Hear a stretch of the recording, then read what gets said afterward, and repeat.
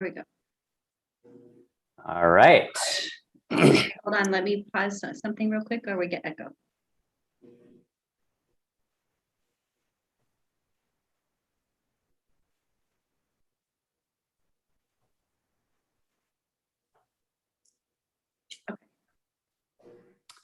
All Okay, right. apologies, you are good to go.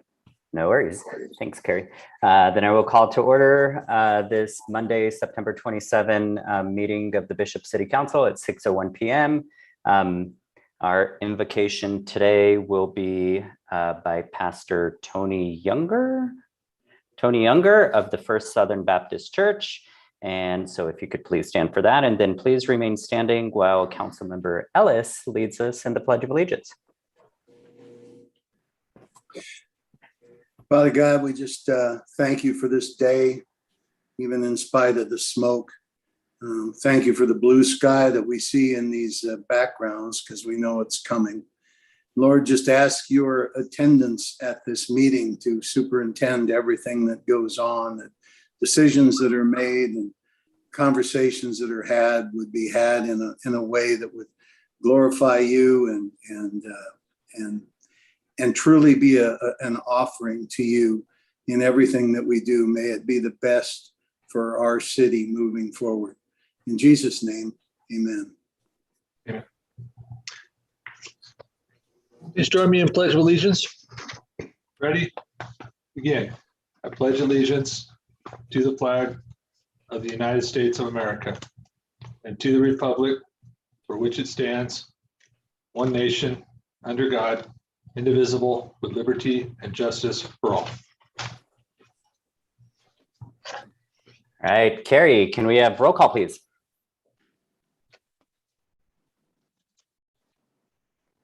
Councilmember Kong. Here.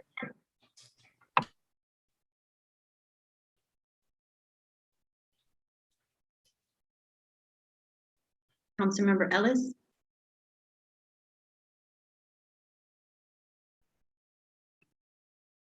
Here.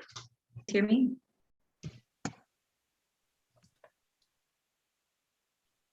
Can you hear me? Here.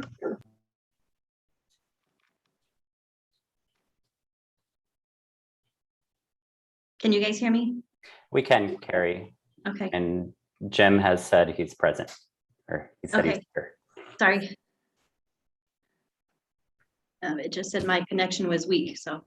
Mayor Pro Tem Schwartz, Here. Mayor Mojave. Here. And we would like to record the note that Councilmember Garcia is also present. Here. Notice to the public. This time is set aside to receive public comment on matters not calendared on the agenda. When recognized, please state your name and address for the record, and please limit your comments to 3 minutes.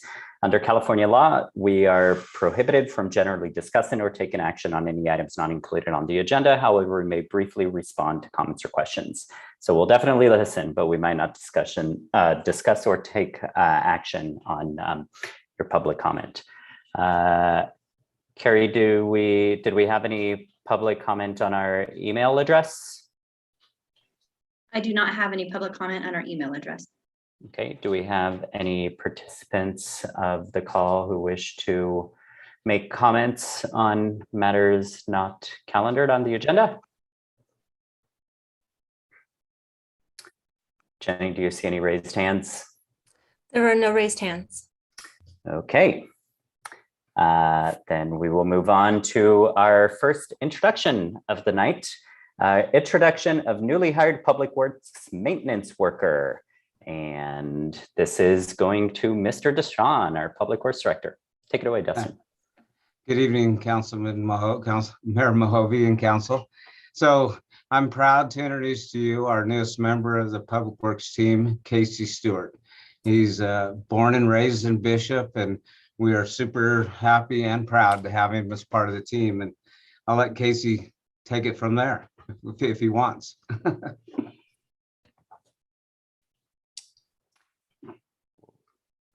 Welcome, Casey, to the team. We're really glad that you could join our Public Works Department. We have a great a great crew there who, I mean, I judge how well the Public Works Department is doing by the fact that nobody complains about anything Public Works related. And that's when you know that you're like doing an amazing job. And so I really appreciate the team, and hope you're excited to join them. Yeah, definitely. I'm really excited. I can't, I have 1 week under my belt so far with the team, and I'm excited for what the future holds. I want to thank Destin and Gary for the opportunity.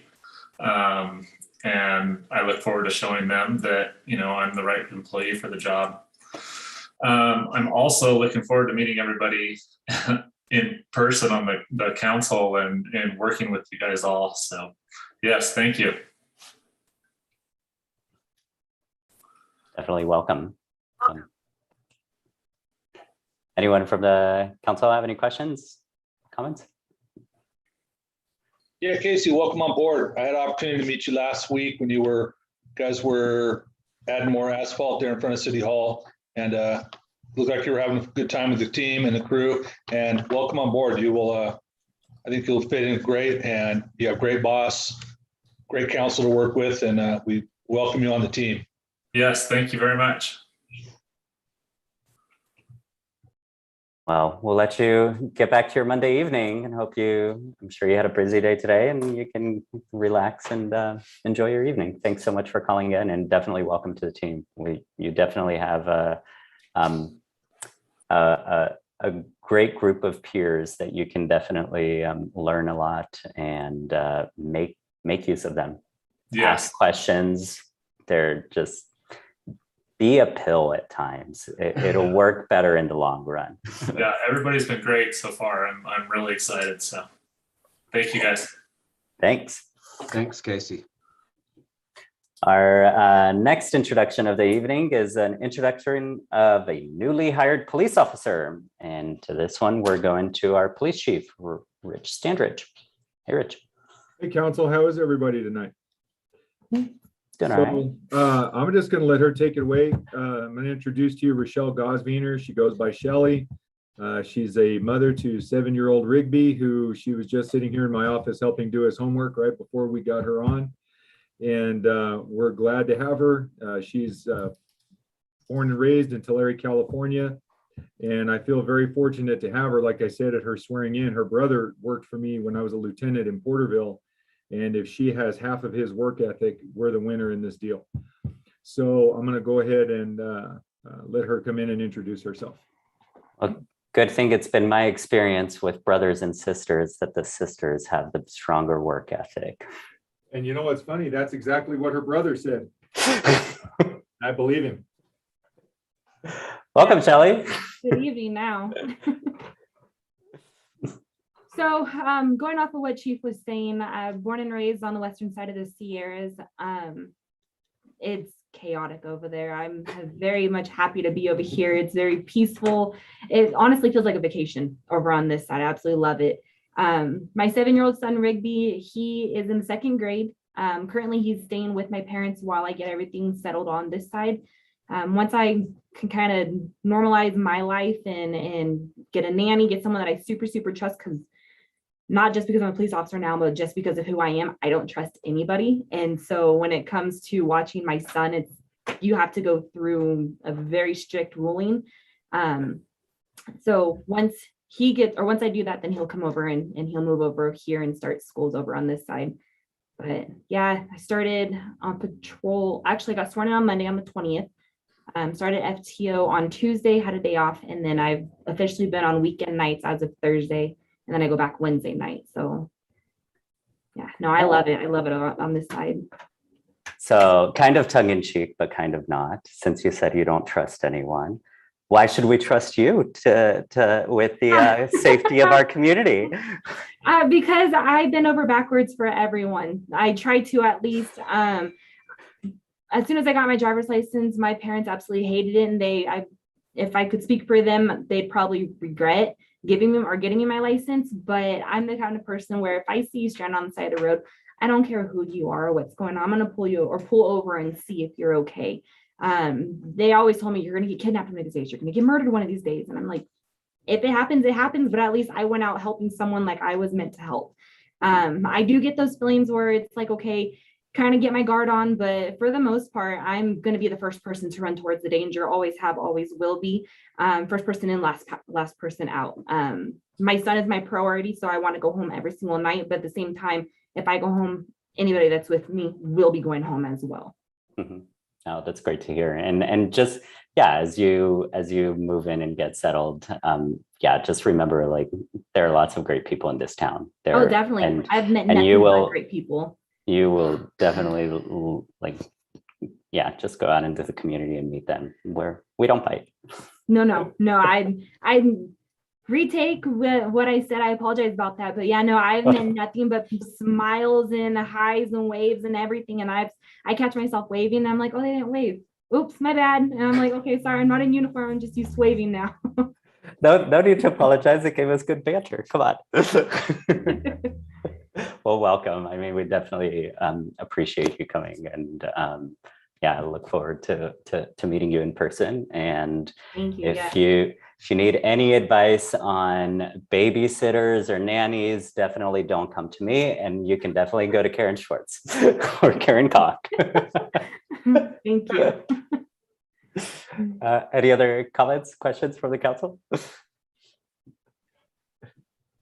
Welcome to the team. Thank you. Yeah, And Shelley, I'm thrilled you're here, and I've been looking forward to having a female on the team for a long time. So glad you're here. Yes, ma'am. Thank you. Shelley, welcome to the team. I think you're going to fit in great. Great department. The Yes, chief sir. is going to take us great places. So I love your attitude and your, what's the word? I guess the charisma, just ready to go. So that's impressive. You're already off FTO? No, sir. No, I just started. I'm going into my second week of FTO. Thinking, wow, that's quick. Yeah. I was born and raised here, and when they took me out the first night, my sergeant would stop at his street and turn off the lights and where are we? And it was embarrassing that I didn't even know half the streets. And that was kind of sad. Made me stop and think, why I just know that street. Oh yeah, it's over by where Bill lives. Did not know the names of streets. So good luck. Thank you. Yeah, I'm learning so far. Being in a whole other city, whole other world, pretty much when it comes to knowing the streets, knowing my surroundings. Growing up in an area where the sun rises on the east and goes down on the west side, now rises on the west and goes down on the east side. It's like, okay, remember where I'm at, remember my directions, and I'll get it. I'm getting it so far. Yeah, when you're referring to the mountains, for sure. Yeah, that's an interesting thing that we never really think of. That's a good point. And you will have barking dog calls. There will be loose horse call. You will have calls that you never would expect. Good luck. Thank you so much. Very roll. Yeah. Well, thanks and welcome. We'll see Thank you you. soon. Thanks for hopping on tonight. Thank you. All right. Our next item on the agenda is a proclamation. Proclamation declaring 2021 as Domestic Violence Awareness Month in Bishop. Do we have the Wild Iris Executive? This was requested by Wild Iris Executive Director Matias Bernal. Do we actually have Matias attending today? I do not see him listed as an attendee. Okay. Do we have anyone from Wild Iris who would like to say a few words at this time? Or if not, I mean, we definitely, as a city council, definitely recognize that this is a worthwhile cause, and especially given the past year with COVID, it seems that domestic violence has actually increased quite a bit nationwide, and our valley is definitely not immune to that. And so with that, shall we begin reading our proclamation, Karen? Mayor Mahovey, I don't have my in front of me. Where am I in it so I don't mess people up? You start. Oh, okay. Well, that makes it like, and then I'm just the first line. No, you're the first four whereases. The first four. Okay. Yes. Okay. Then let's start. A proclamation by the Bishop City Council. This proclamation would designate the month of October 21st as Domestic Violence Awareness Month and would encourage all residents of Bishop, California to observe Domestic Violence Awareness Month. Whereas, although progress has been made toward breaking up the cycle of violence and providing support to victims and their families, much work remains to be done. And whereas domestic violence programs in California provide essential life-saving services for victims and their children fleeing violence, and whereas advocates and organizations work on behalf of victims every day, domestic violence shelters and services, law enforcement officials, healthcare providers, court systems, and legal aid providers, tribal organizations, and others are all an integral part of the effort to end domestic violence and must be recognized and applauded for their work. And whereas victims of domestic violence embody incredible strength and resilience, and whereas there is a need to increase the public awareness and understanding of domestic violence and the needs of victims, and whereas domestic violence affects men, women, and children of all racial, ethnic, cultural, social, religious, and economic groups in the United States and here in California, and whereas the marginalization of certain groups in society, including undocumented individuals, transgender individuals, and people living with disabilities, increases their vulnerability to intimate partner violence. And whereas, according to the American Psychological Association, women with disabilities have a 40% greater risk of intimate partner violence than women without disabilities. And whereas American Indian women residing on reservations suffer domestic violence and physical assault at rates 50% higher than women of other races, and at least 70% of this violence is committed by persons of another race. And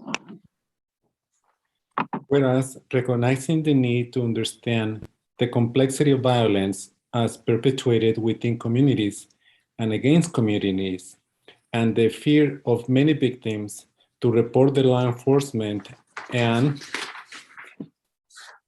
whereas domestic violence has a significant economic impact on women throughout the country, an estimated 8 million days of paid work is lost as a result of intimate partner violence. Domestic violence costs $8.3 billion in expenses annually, a combination of higher medical costs, $5.8 billion, and a lost productivity, $2.5 billion. And whereas among families, domestic violence is the third leading cause of homelessness. And whereas all victims deserve access to culturally appropriate programs and services to increase their safety and improve their life situations. And whereas approximately 40% of California women experience physical, intimate partner violence in their lifetimes. And whereas women 18 to 24 years of age are significantly more likely to be victims of physical, intimate partner violence than women in other age groups. And whereas, on average, nearly 20 people per minute are physically abused by an intimate partner in the United States. During 1 year, this equates to more than 10 million women and men. And whereas, on a typical day, there are more than 20,000 phone calls placed to domestic violence hotlines nationwide. And whereas the total number of domestic violence related calls for assistance to law enforcement in 2020 was 160,646. And whereas the total number of domestic violence related calls for assistance involving a firearm in 2020 was 1,974. And whereas children exposed to domestic violence can experience long-term consequences, including difficulty at school, substance abuse, and serious adult health problems. And whereas Wild Iris Family Counseling and Crisis Center received 6,460 calls to our hotline in 2020. And whereas the legislature recognized the vital role that all Californians can play in preventing and one day ending domestic violence, Now therefore be it resolved that I, Stephen Mahovey, Mayor of the City of Bishop, do hereby proclaim October 2021 and each following October as National Domestic Violence Awareness Month in the City of Bishop, California. In witness whereof, I hereunto set my hand and cause the seal of the City of Bishop to be affixed this 27th day of September 2021. And we will make sure that the printed out and signed proclamation makes its way to the Executive Director of Wild Iris.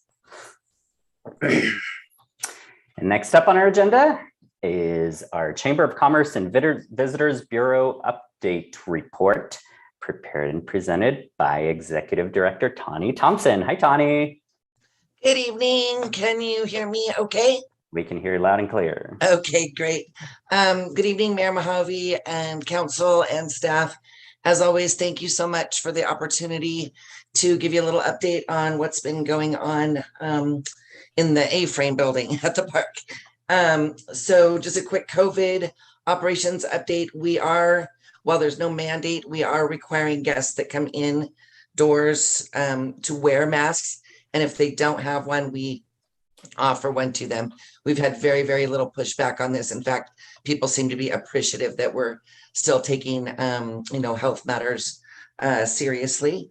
And as a reminder to anybody that's listening that has a small business or a nonprofit, if you need masks, we have a good supply that we can provide to you for free. Just give us a call and we'll make arrangements to get you either N95s or the regular surgical style. We also have bottles of hand sanitizer that we can give for free that we got through the state of California.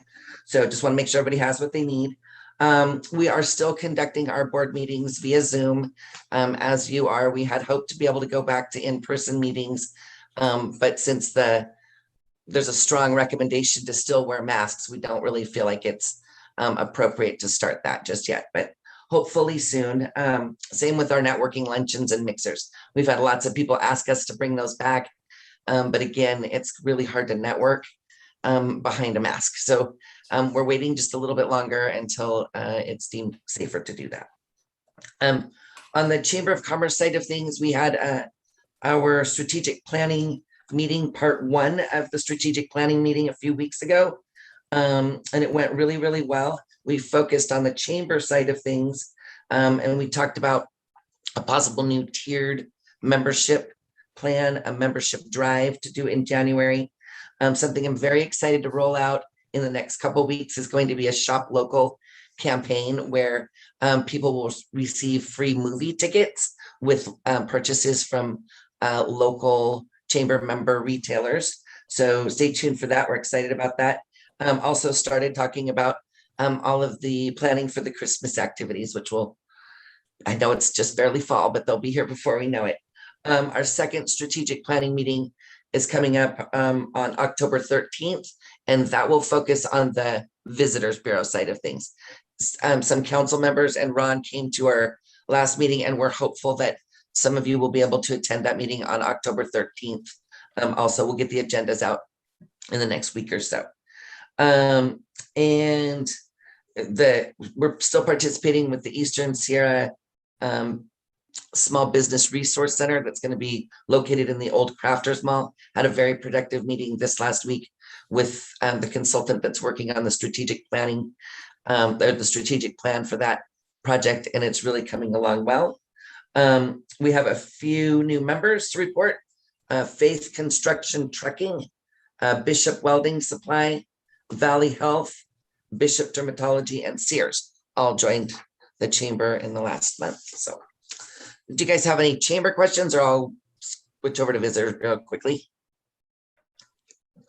The new Bishop visitor guides are finally printed. I delivered a supply to City Hall the other day, so you actually have them in your lobby if you would like to pick one up. We'd love for you to take a look at it. We're very, very proud of them. It has evolved from just a directory to more of a magazine with inspirational stories and photos.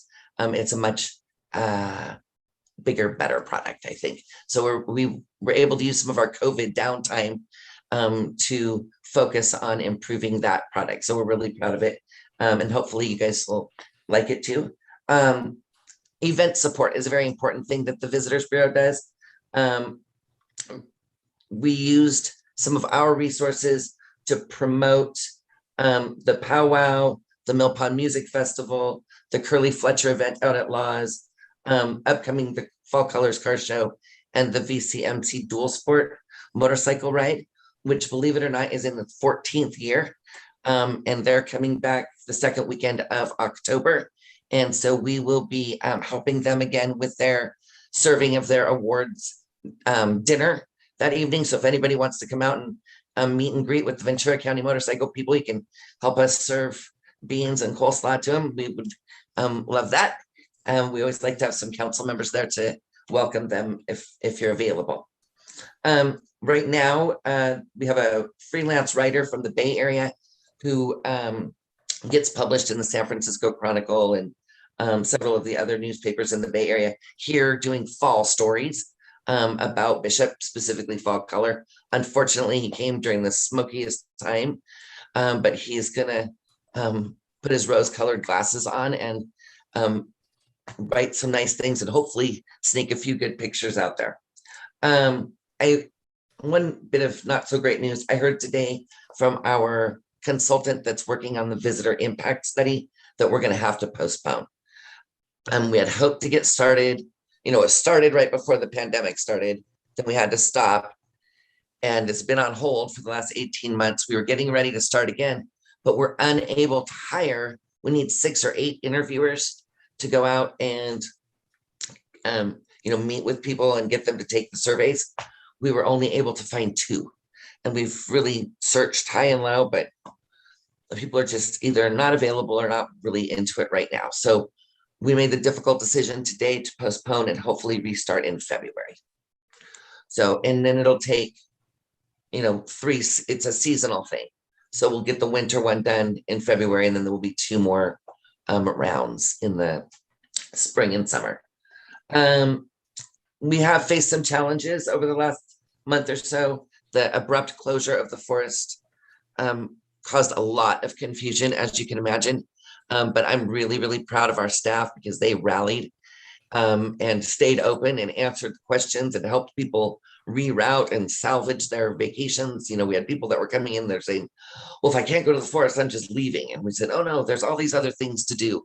So we were able to save their vacations and really help them out. So people were appreciative. The smoke continues to be a problem. We've got a tutorial on our website that helps people forecast what the smoke and the air quality conditions are for up to 3 days in advance. And that's been helping people plan on, when the right time to come is. It's very difficult to predict, but this tool works pretty well. And then, the lack of international travel is still a problem, but we are hoping to see some of that back. With that said, I gave you guys a grid of what our hotel occupancy looked like for 18, 19, 20, and this current year. You can see that August was down to 66.9%, which is the lowest we've seen. It's even lower than last year at this time. I believe that September and October will be better than they were last year, just based on conversations we've been having with hoteliers and what their current bookings look like. And Tanya, you would say that that's predominantly due to the smoke and the forest closures? The forest closures was a big one, for sure. Wildfire smoke is something that we've been dealing with every year.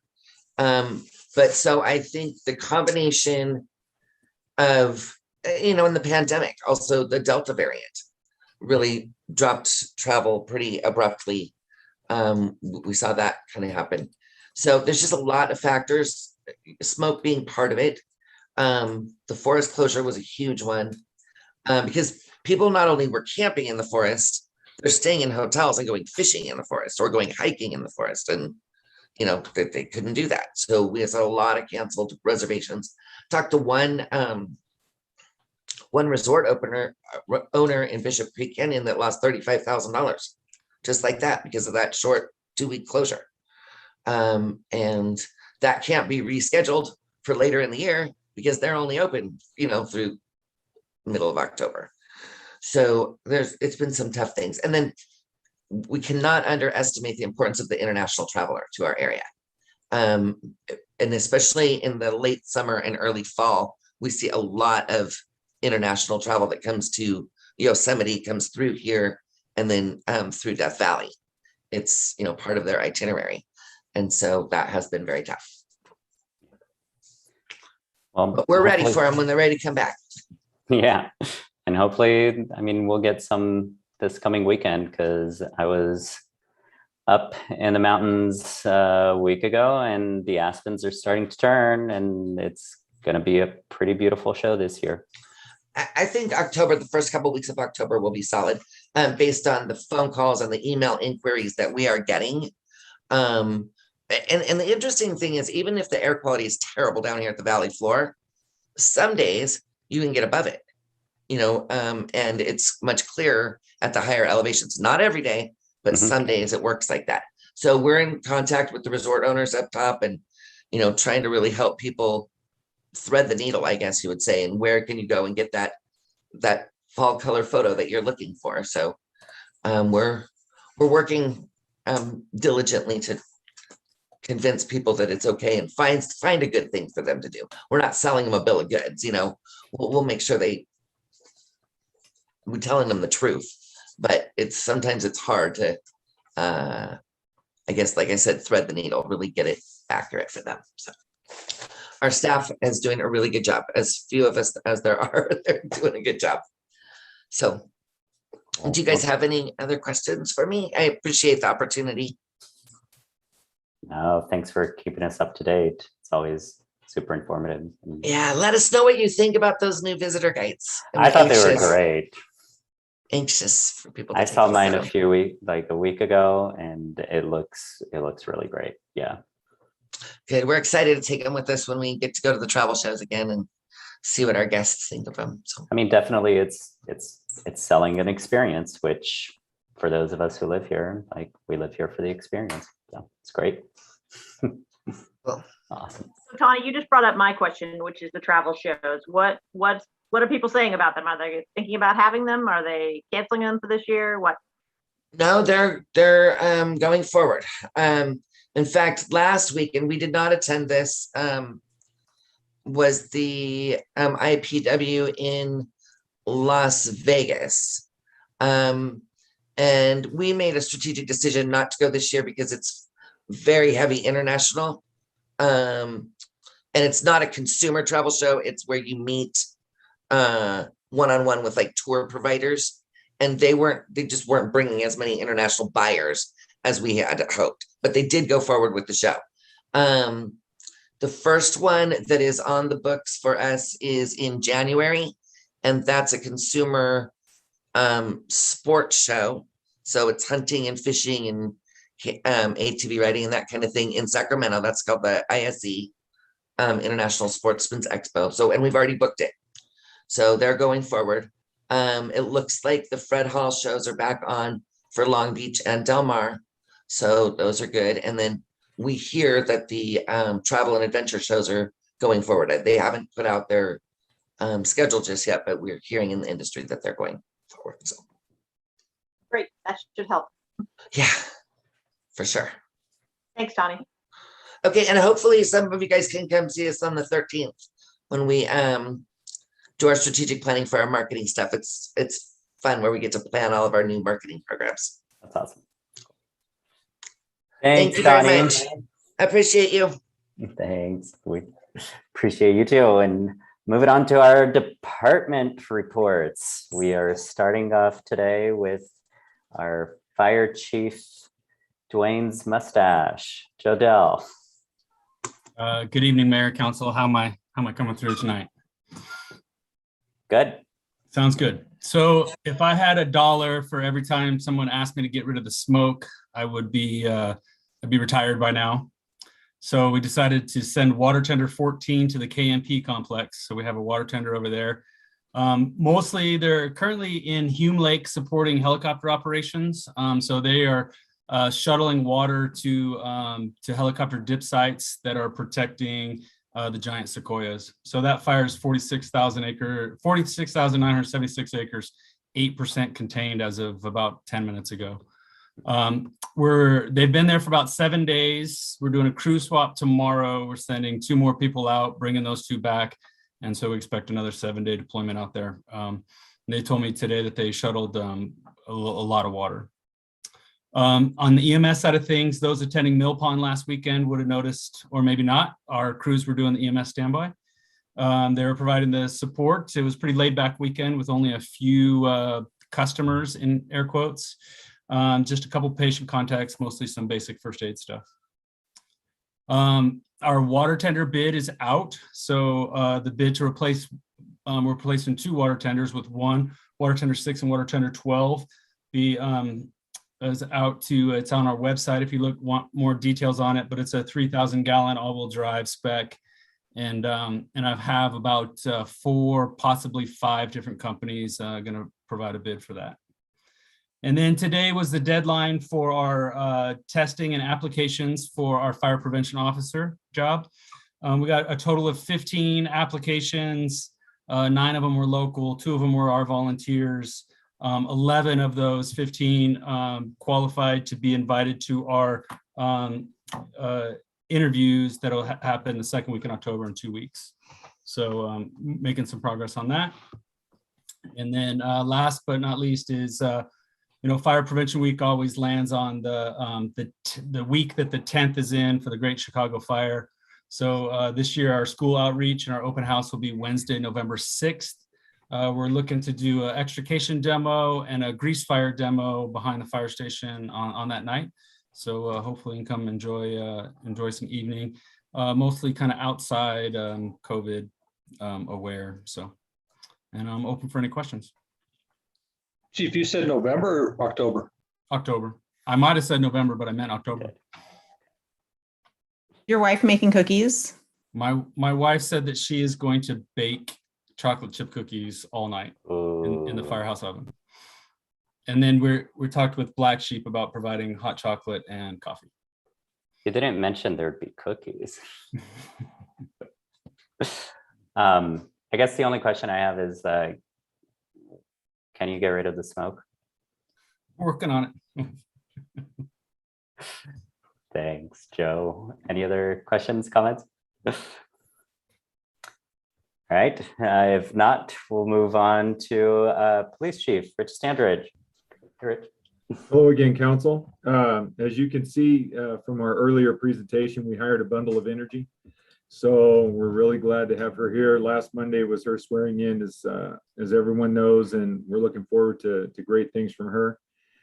So some of the things we've been doing around here is Lieutenant Ellsworth and I attended the law enforcement quarterly meeting with the tribe 2 weeks ago. Went really well with the Sheriff's Department. It's really a big help that they have their new police chief on board. So we're starting to really work together as different agencies and making some plans for the future, cross-train and different things. Jessica Sita and I attended the Lions Club meeting recently to get them on board with Shop with a Cop, which this will be my first year being involved in that program. And so far, I have a tremendous amount of respect for all the staff and folks that get involved with that. It is a huge undertaking, especially now in light of the fact that Kmart is no longer here, the effort that they're going to put together to get the kids the gifts and get it all lined out. It's a really awesome project. So we have also started having the meetings with the other local law enforcement agencies that are going to participate in that as well. I got to meet the school board and the Inyo County superintendent, which was really good. I attended their last school board meeting, got to hear some of the concerns of citizens related to various issues going on within the city. And I also got to meet with Randy Cook over at JobSpot. And part of that meeting was twofold. One, trying to see where members of the Bishop PD can start working with the folks over there to provide some assistance in their adult learning programs, maybe with some resume building, job interview assistance, things like that. We're trying to reach out and get some folks involved there. And Council Member Garcia and I will be going over a meeting with some of their ESL classes to kind of talk to them about the law enforcement community here in Bishop and welcoming them as part of our community to make sure that we're not leaving anybody underserviced. And the big project we have right now is getting ready for trunk or treat at the end of this month. And so far the planning for that's going. We've got all the decorations lined out, and we're attending meetings for that. And you'll hear from me on a couple other items later. Any questions? None for me. Sounds like you guys recruited a good one. I believe so. Looking forward to it. Any other comments, questions? Nope. All right. Thanks, Rich. See you later. And next up, we have our Public Works Director, Destin Deschamps. Good evening again, Council. So just a few things to mention. The county has picked back up the dark skies effort again in their planning department. I've been meeting with Tyson Sparrow, who's part of that committee. And it sounds like it's very reasonable, and I should hoping the next meeting or two to bring something back to you that we'll try to stay in stride with what the county's doing, since Bishop's a big area, not just the city of Bishop. So it would be nice to work together on that one. So hopefully in the very near future. I met with Caltrans today on their, I guess, bicycle / pedestrian path that will go down North Sierra Highway from Barlow Lane to the fairgrounds. They're moving forward with design and want to implement street lighting on there as well, more ornamentals, very similar to Warren Street, which is something new. They typically do not do that. So we're working through the details, because I think it would be very advantageous, because it's a real dark section of the highway right there.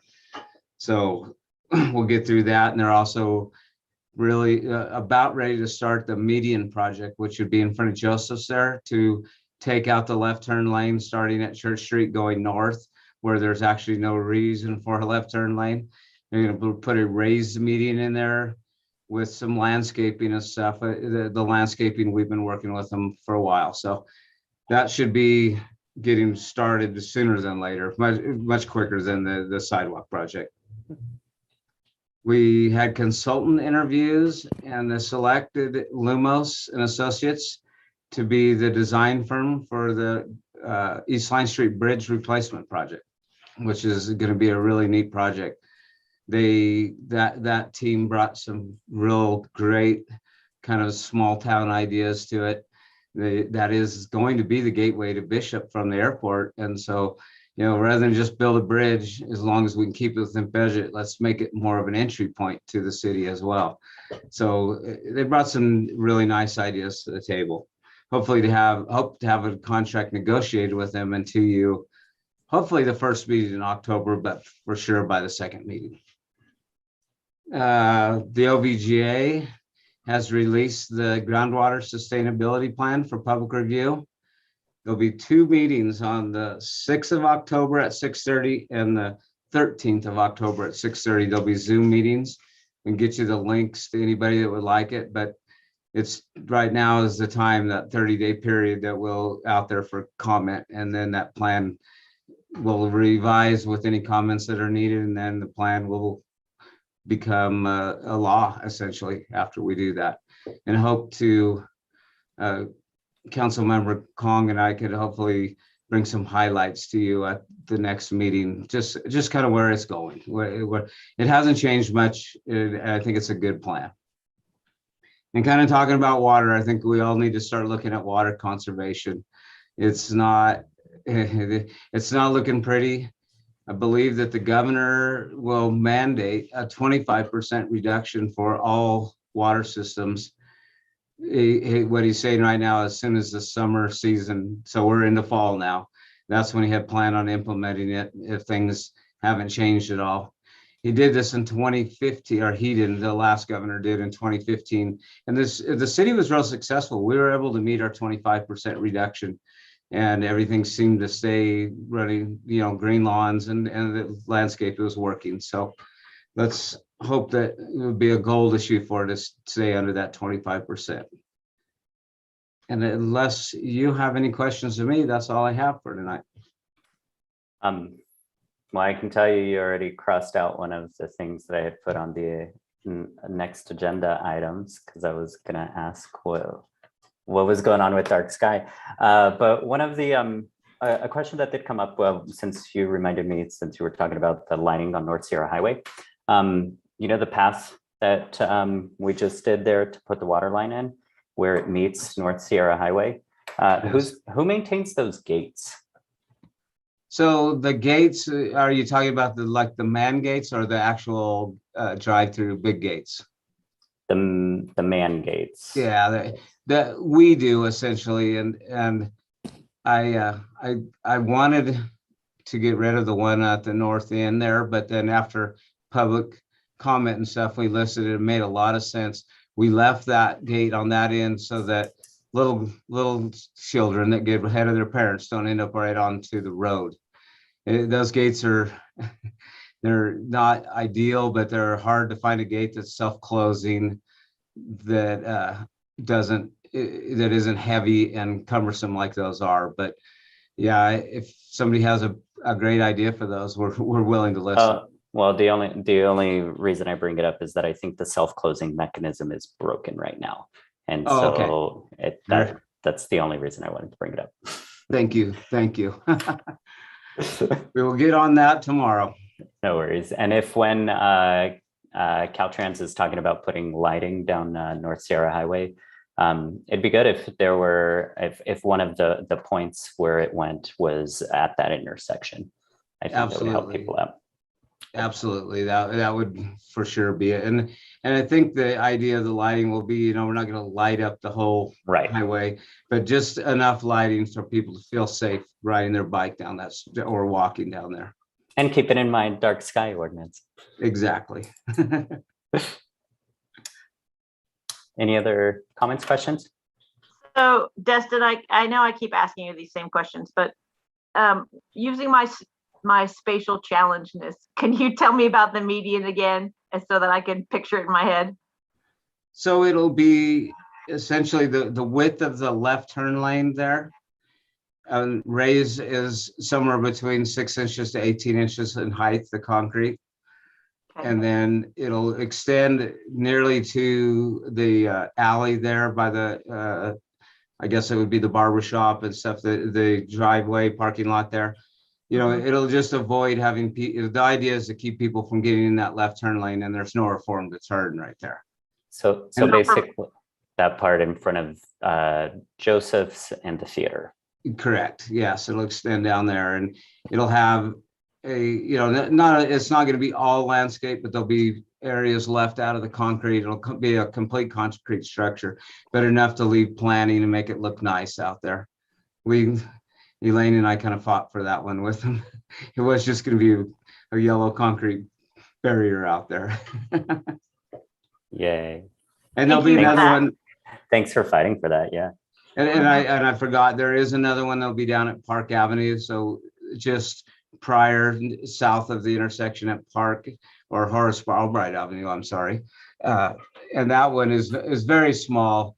Won't have it won't have any landscaping in it. It's just too small, and a lot of work to get it out there. And Caltrans is, the landscaping and plumbing and stuff isn't their normal forte. Mm-hmm. Was there any discussion to maybe make the crosswalk the crosswalk is right there, right? So will the crosswalk go like through the median or at the beginning of the median? Correct. That crosswalk there'll be a little bit of the median south of the crosswalk at Church Street.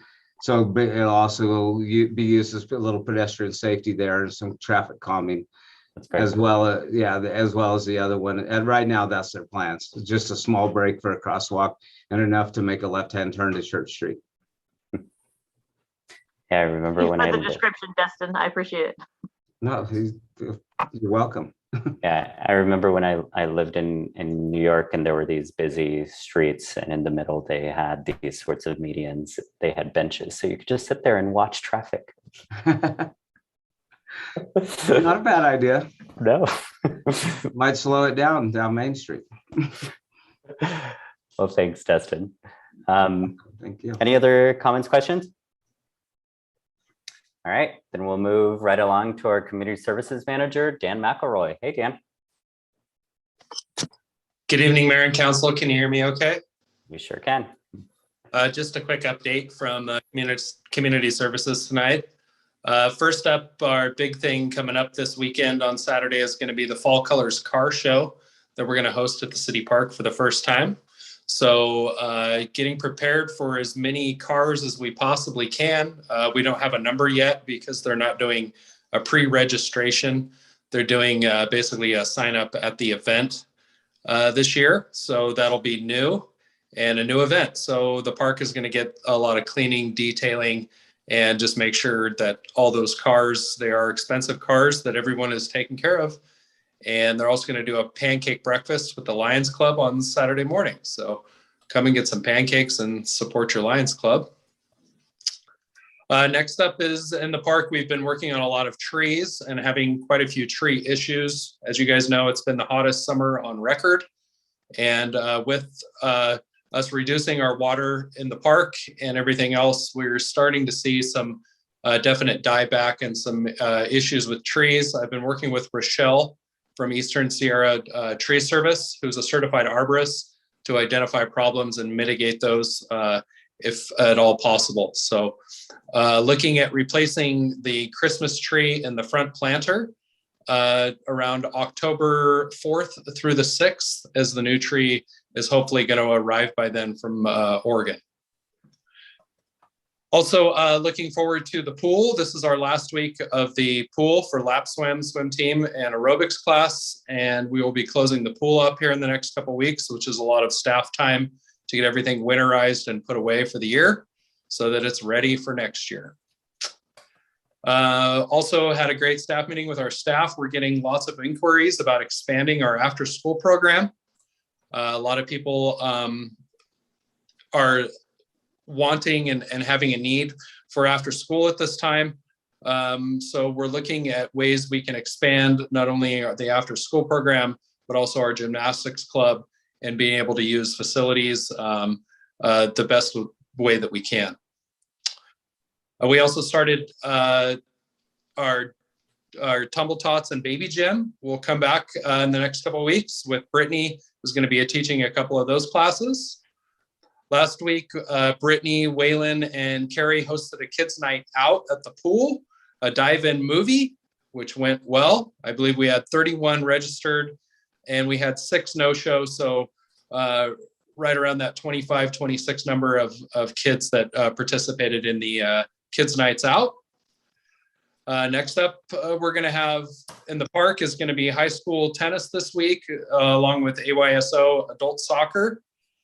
Also this week is the ending of the Friday night markets. This Friday is going to be the last Friday night market. And then we're going to roll right into our trunk or treat at the fairgrounds with Carrie. And of course, the fairgrounds will be hosting, and the police department and everyone else that can possibly help out. So that's all I have tonight, unless you guys have any questions or comments for me. Oh, that's a lot of good work. I mean, I'm glad to hear we have a plan for that tree. It wasn't very happy. No. So sorry to lose it, but we've lost multiple trees in the park this year due to what we can find right now is heat stress. So, and seeing a lot of dieback in maples, not only in the park, but all around town. And unfortunately, we have a lot of maples. So you're going to see that dieback throughout all of those trees. So. Hey, Dan, quick question. I saw in your, at your last Park and Rec meeting, the mountain bike skills course. Yes. Yeah. Where's that? Is that still moving forward? Yes, we're moving forward. Still working on our CEQA document and getting everything put together. We do have a blessing and everything from DWP. So right now we're just waiting on CEQA and the approval from that, and we will move forward when that comes through. Okay, perfect. Thank you. You got it. Any other comments, questions? Thanks, Dan. Then we'll move along to our Associate Planner and Economic Development Coordinator, Elaine Kabala. Hey, Elaine. Good evening, Mayor Mahove. Good evening, Council. Most exciting thing that's happened in the last couple of weeks is we have received the administrative draft of the specific plan and mixed use overlay. So that's been a long time in development. I've haven't been able to dive into it, but so far it looks really good. The next steps for that is that we'll do an internal review and some critical analysis of the proposal. And then there will be an opportunity for public input in November. And then we'll do a final presentation for the Planning Commission and the City Council at the end of the year. Given the holidays, it might go into January. And then that will not actually be when we adopt it. We are running CEQA concurrently. And so the final adoption and incorporation into our municipal code will be later in the spring. I might have mentioned this a couple of weeks ago. I can't recall, so I will just let you know again that we heard back from Housing and Community Development on our CDBG CARES Act funding. They had a couple of questions on our application, so I'm working with them, and then we will be able to access that funding for business assistance in the city of Bishop. So I will keep you posted on the progress with that. I've been working the last couple of weeks with the development team for the Silver Peak project to apply for Housing and Community Development multifamily housing program funding. That application will be submitted on Wednesday. So we wish them the best of luck in accessing that funding to move that project forward. Finally, we have a Planning Commission meeting tomorrow. There's one item on the agenda for a signage waiver. It should be hopefully a good meeting.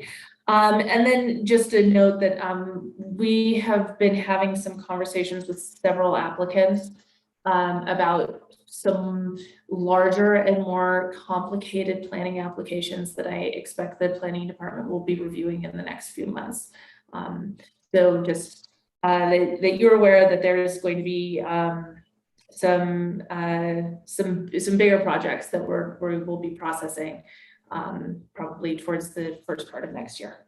So that concludes my presentation this evening, and I'll be back with additional items later. Thank you. It was kind of like a teaser, but no details at this point. Okay. Thanks, Elaine. And I hope we have, I mean, I guess that's just a comment to the public that we will still be, that there will be a lot going on in the planning department. And so we'll do what we can to accommodate smaller requests as they come in, but there will be a lot of manpower being taken up at that time, right? Well, it's more for the council's information, and the planning department always strives to provide the best and most expedient customer service that we can. So we definitely appreciate it. We even saw some letters of accommodation in the past week. So well done.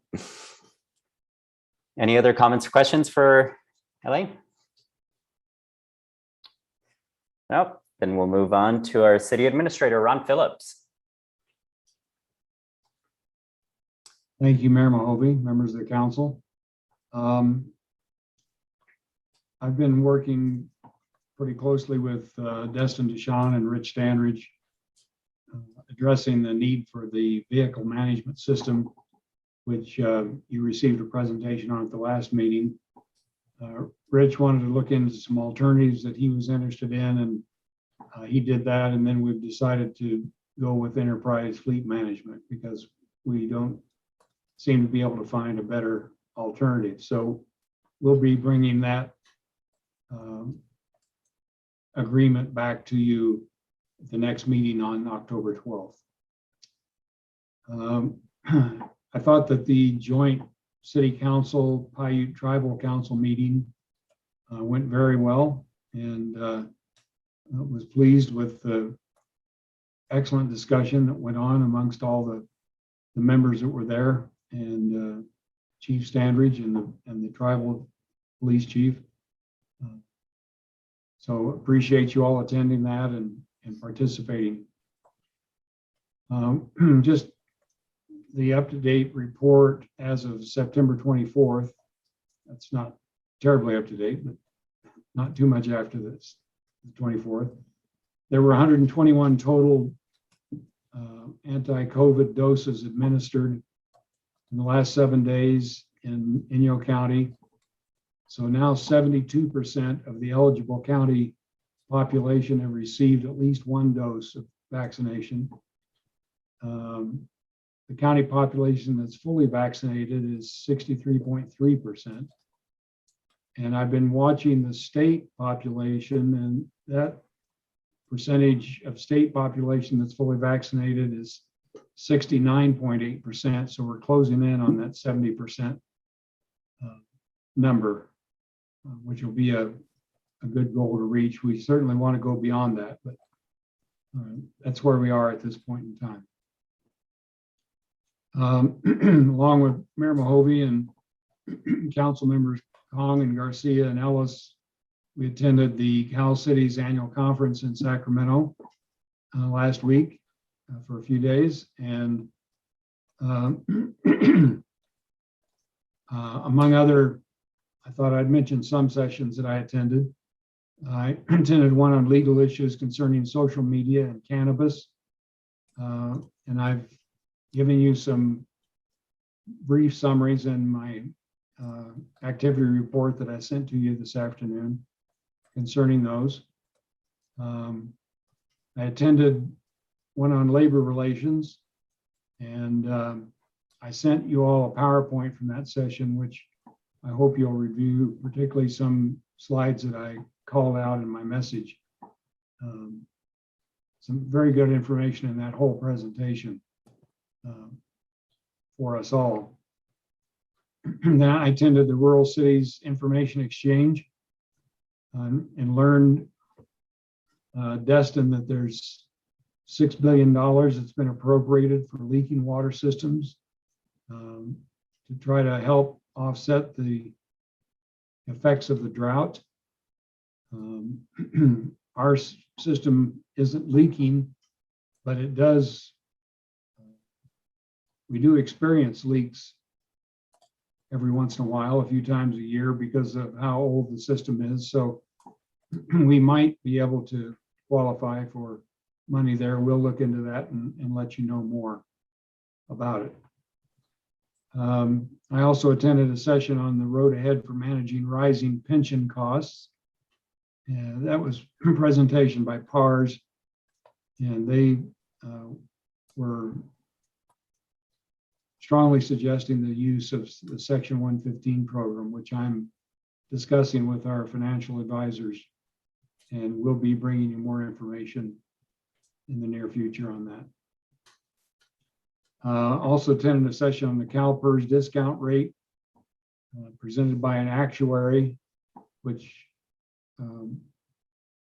was a little dry, but interesting to see how they calibrate the pension costs and adjust the discount rate. And they may be moving in October, the board will be meeting and looking at their recommendations. The discount rate, as you know, is now 7% because of the large increase in income and revenue from this past year of over 21%. They may be moving the discount rate to 6.8% or even 6.5%. If they do that, unfortunately, that will increase our pension costs. So we want to get ahead of that if we can, and try to begin dealing with our pension issues and our unfunded liability. And then the last one I attended was on cannabis, the perceptions versus the reality. And that was helpful to me as well. So it was a good 2 or 3 days, and I'll allow Karen Kong to talk about some of the extracurricular activities that went on.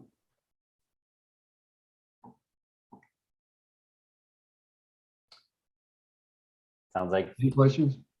A lot. Oh, one other thing, talking about the dead tree in the front of the park. There's been a gentleman that has called Parks and Recreation and Public Works more than once not very friendly, very upset about the tree. And we've told him that the replacement was on the way and we expect it to be replaced between the 4th and 6th of October. But in case you hear from him, he would not give his name, but in case you hear from someone that's concerned about that, I'll just repeat that information so you have it in your mind.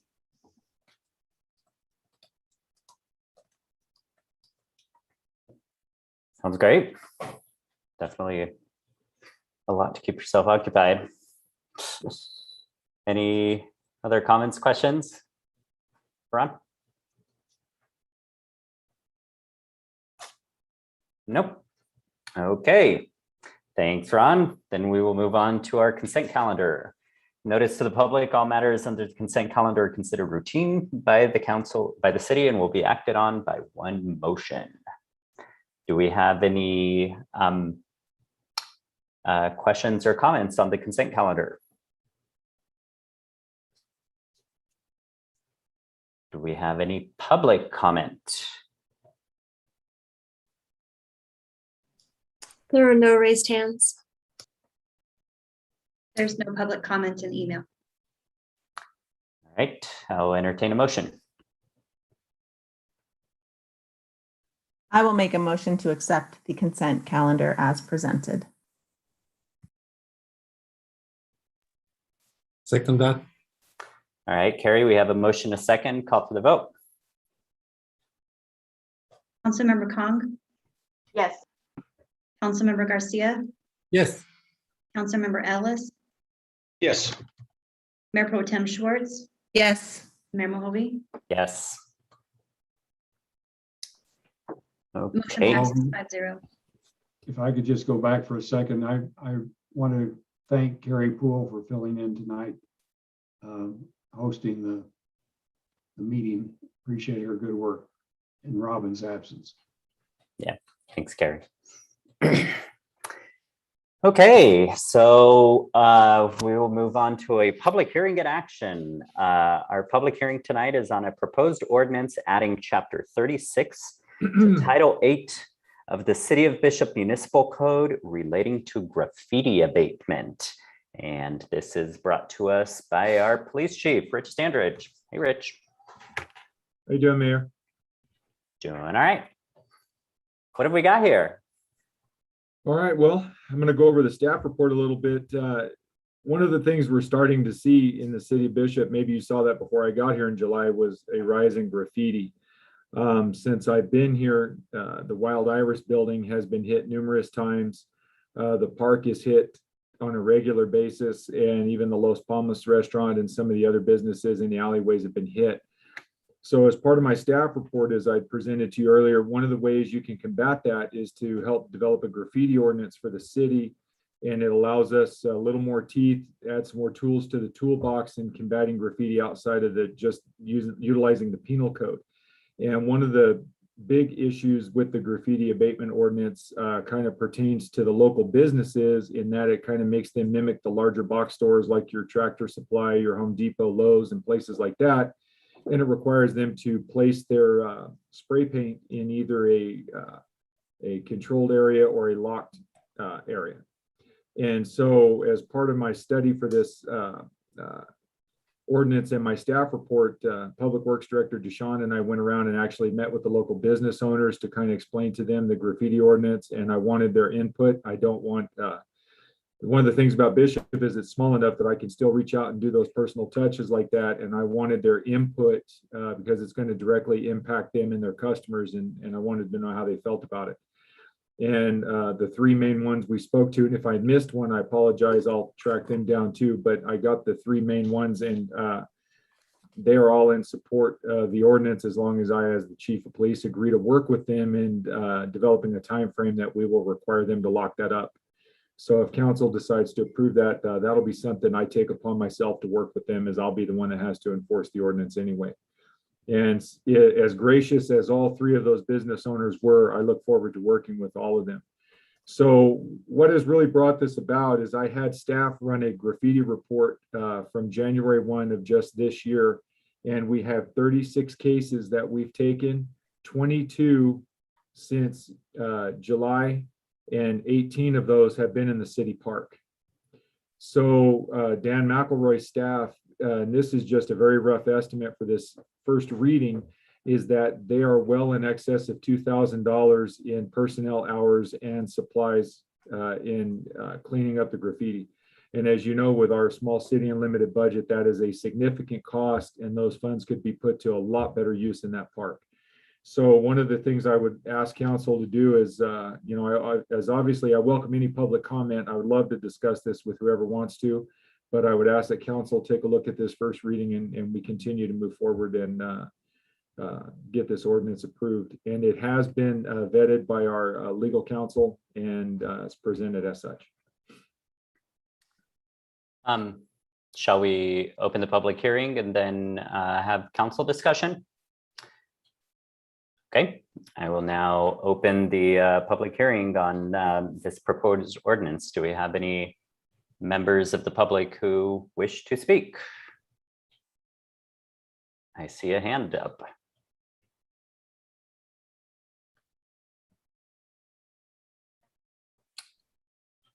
Hi. Whoops. Somebody. Hi, Nancy. Are you with us today? If you are muted. Can you hear me?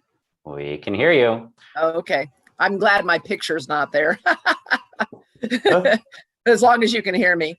So, yeah, I find it very interesting that, that I'm glad, Mr. Standridge, that you have noticed that there's a huge uptick in graffiti, because for some reason, it's something that I see it a lot. I mean, I notice it.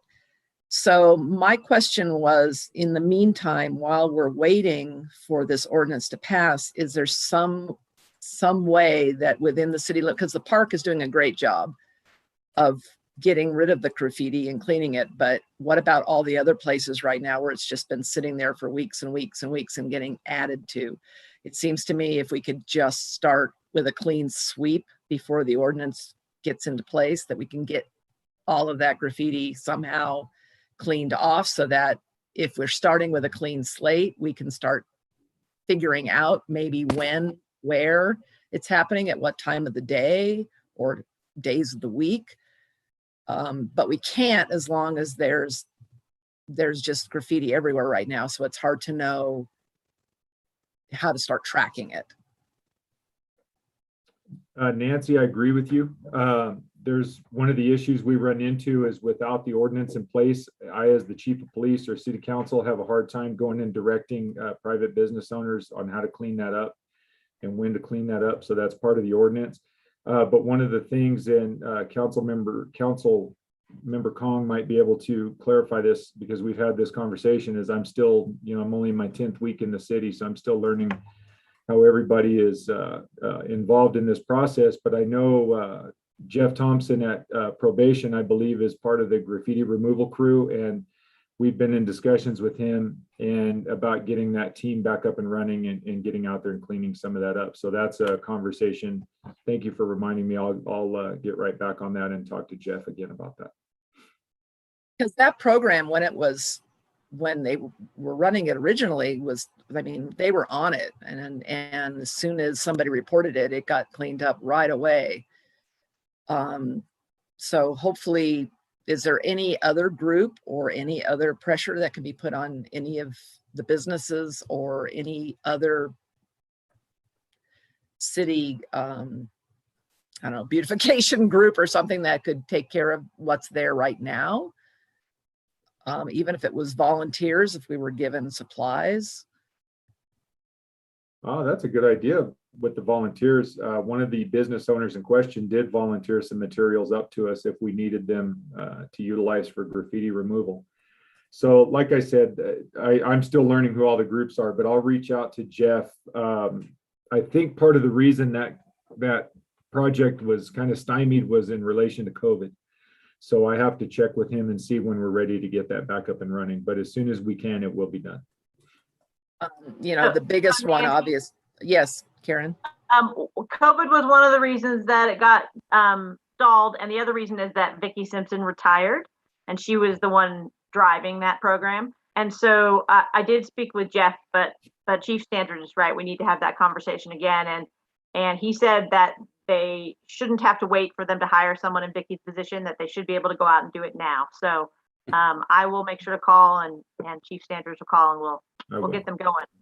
Right, and I think the overwhelming message here is that at this point there is nothing in the city's books that gives us any leg to stand on for any sort of enforcement, and that any such actions to like clean things up, can either come from community groups or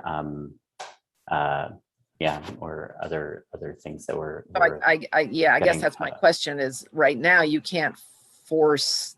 we can't do anything.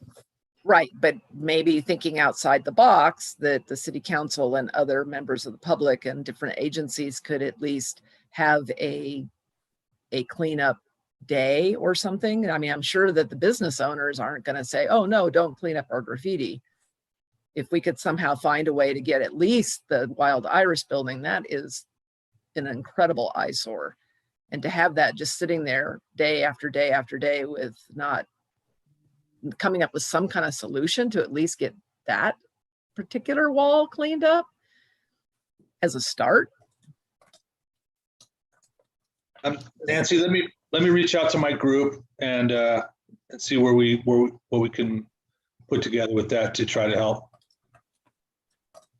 So okay, thanks, Jim. Yeah, it's just, I mean, it's everywhere, but that one is so, I mean, anybody who's just sitting at that stoplight, and of course you've got the graffiti across the street from it as well. So that whole corner right there, which is just where most, you've got everybody in Bishop going through that intersection. And it, we talk about, here's Tommy Thompson talking about, our wonderful city to come visit. And do we really want that out there as visitors seeing? And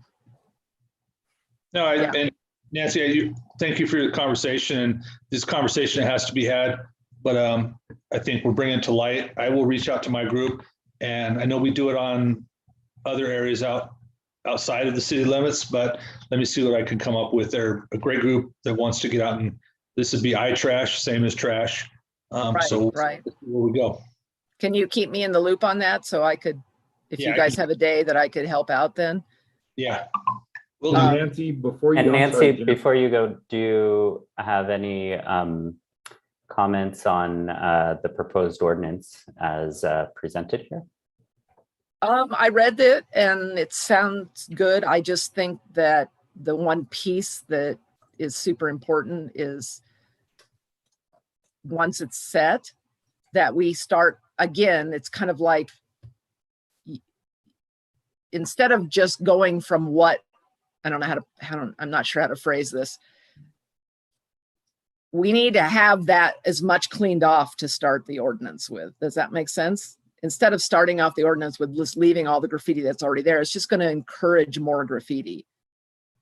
One way I think is to have a lot of it go away. And then once that, then you see where the new stuff crops up, it's easier. I think the police chief would probably agree with me. Once you have it cleaned up, then if you have new stuff, you can document the day, the possible time. But with all of the stuff left there, you're not going to really have a chance to start figuring out how to enforce it. I mean, I'm not sure that I agree with that entirely, because I would say having this ordinance in place actually puts the responsibility on the building owners to maintain their property, and they know that they're about to get fined if they don't do so, even like as if such an ordinance were to be in place. And so maybe that's the kick in the pants that they need to actually clean it up. Right. And hopefully, hopefully they will. I just know that, we have other things that people get fined for that they still continue to not do, not follow through, even though they get fined. but I guess it remains to be seen. But I think there was a piece in that ordinance that talked about also giving the city the permission to go and clean off those spots, even though they didn't own the building. Was that correct? I thought I read that. That's the part of the ordinance that allows, if we have a business owner that doesn't want to comply, we can go in and take care of it, and then we send them. Yes, and that was my point. My point is, if they don't comply and they're just going to drag their feet, I think it's getting so bad that it's just going to, you have to get on it now, so that, because the more it gets tagged in one area, it just gets tagged even more, and it just starts, it's like a storm.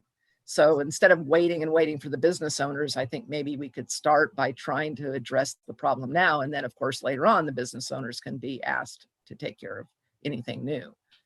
Yeah, no, I agree. Nancy, I always appreciate your candor. As you and I have had to work on another issue before, I really do appreciate when you bring these things to light, because it's hard for me to get out and about everywhere. So I do really thank you when you do this for me. And I don't want to drag the meeting on too much longer, but I had a couple other comments too about graffiti. Is that okay? Let's try to keep them short. Okay. All right. So the second one was, is there some way that we could put out to the public a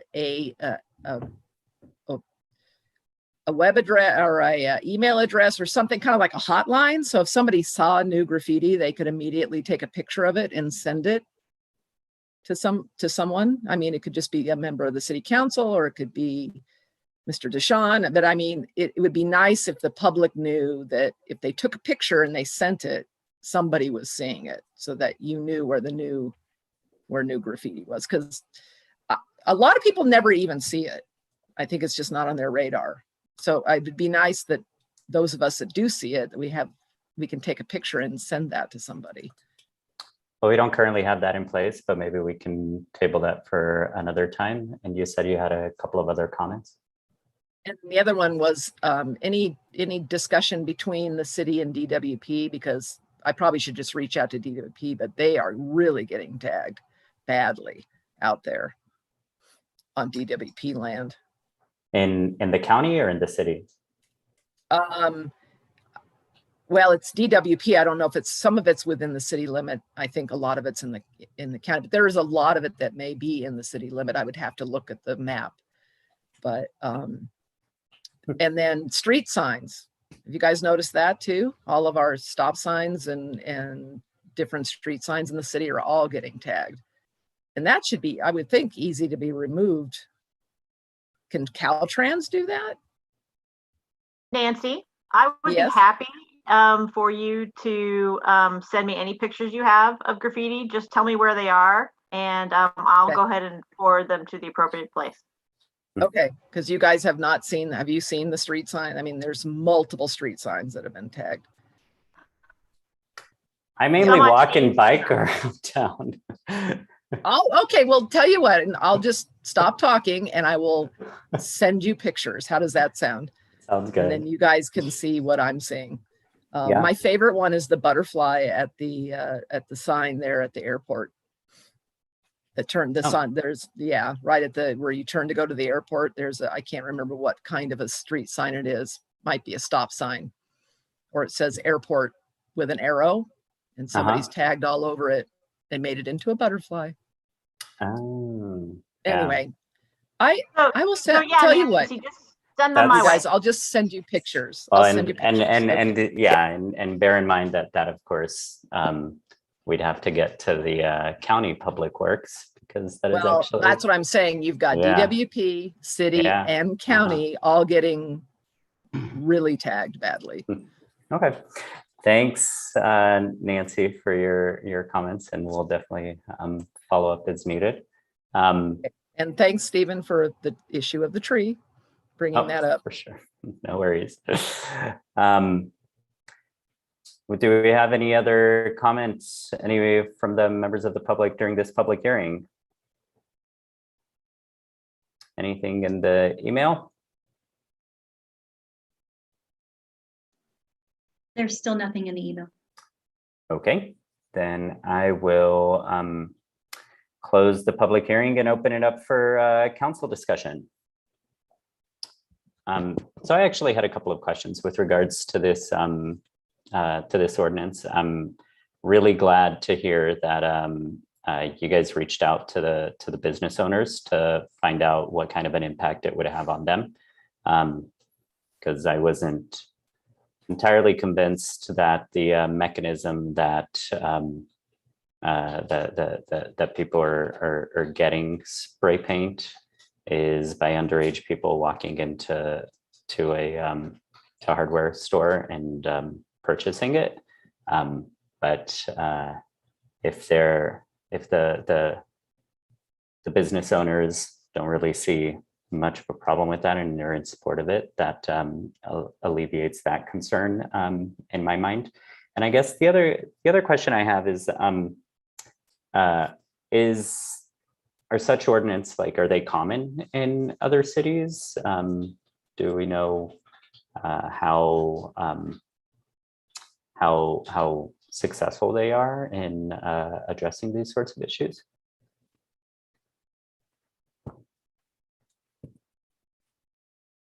Rich, you're muted. Unless Dean can correct me on this, I think they're fairly common. The majority of cities have these type of ordinances. I don't have a city without one. If that answers your question. So just my experience is that one of the things is it's a deterrent primarily from the shoplifting standpoint of the fact that the paint is locked up so the kids can't go in there with mom or dad or sneak in after school and pilfer it off the shelves when no one are looking and throw it in the backpack and take off. That's primarily where you see the benefit.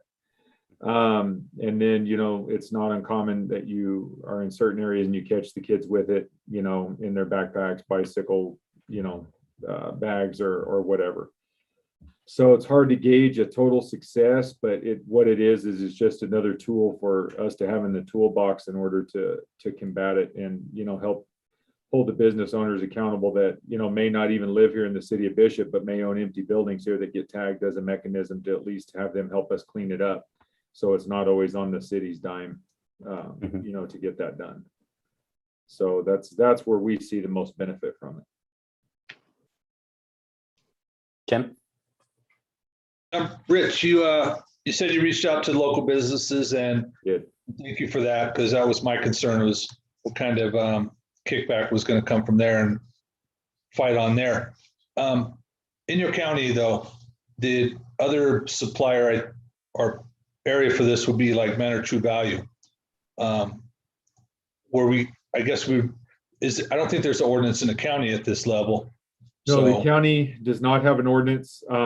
That's in discussions, but what I plan to do, because I think we're most directly impacted by Manor. So what I'm waiting for is to see, once we get it passed and our business owners are in compliance, I intend to reach out to them and kind of see if I can gain their compliance through being a good neighbor. Okay, thank you. And will this apply to the two automotive stores outside of town? And I mean, they carry that also? See, I wasn't aware of them. Now you've just told me another couple that I'll reach out to as part of this process. Yeah, that's where I get mine for graffiti at. So just okay. I was wondering.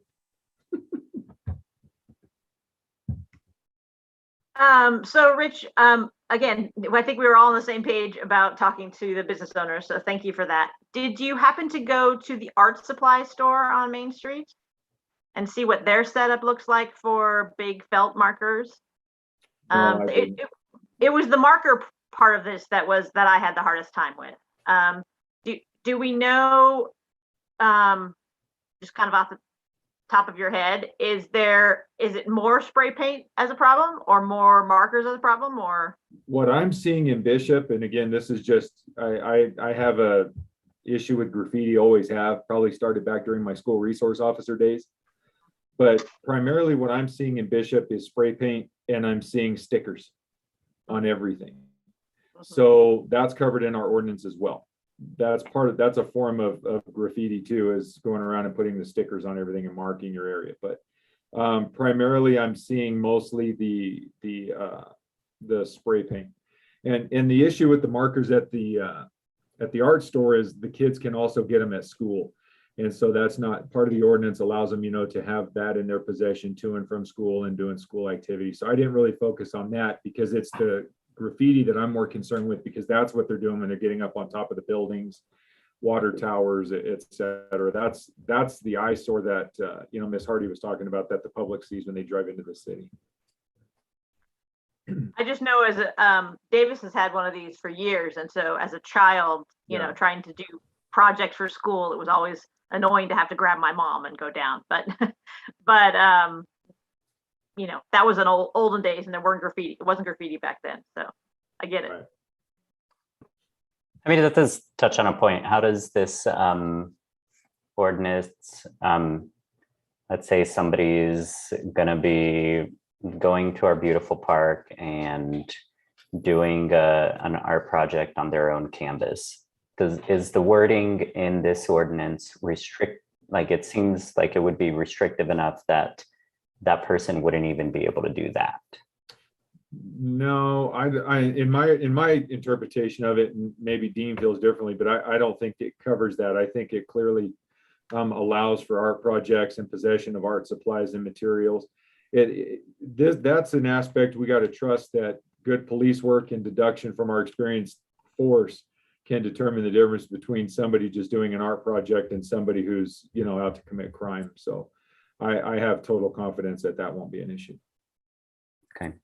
So Stephen, it does say acrylic paint tubes, oil paint tubes, and that kind of stuff as well. So Exactly. Yeah. That's what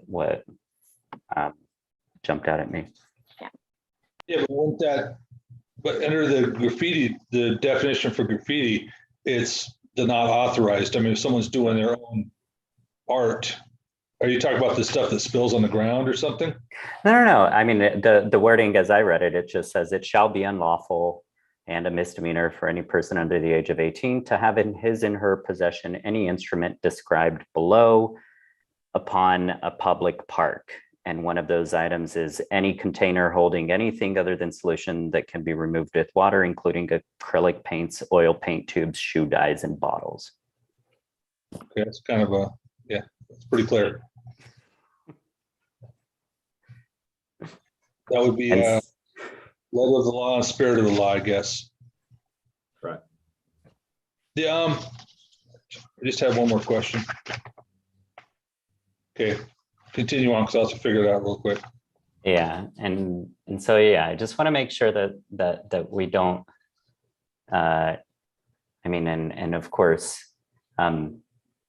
we trust you for this not to be an issue. But if we have such a law in the books, how are there any ways that we can implement such a thing and be certain that these aren't used? This regulation isn't used to just start randomly searching people or youth in the parks. No, that's definitely not the intent. If I think the intent of what it's talking about, the acrylic paints and things like that in the park, excuse me, are to prevent somebody from just going up to the nice canvas wall on the backside of the bathroom and just deciding to paint the entire thing is maybe like a mural or something of that nature without, getting approval from the city or something like that. That's the way I see the intent of that law. This is primarily designed to take care of those individuals that are destroying the buildings in the city.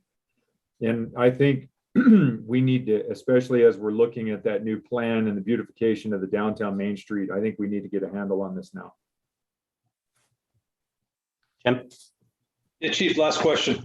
Sure. Under section 8.36.060, it refers to a civil code. And there's some stuff there. Is there a criminal code? Would it just be vandalism? Can someone caught for this be held into a probation status or something? Yeah, I think it says that in there. What section are you looking at again? 8.36.060. That's a liability. I'm trying to find, is there some teeth from putting someone on probation?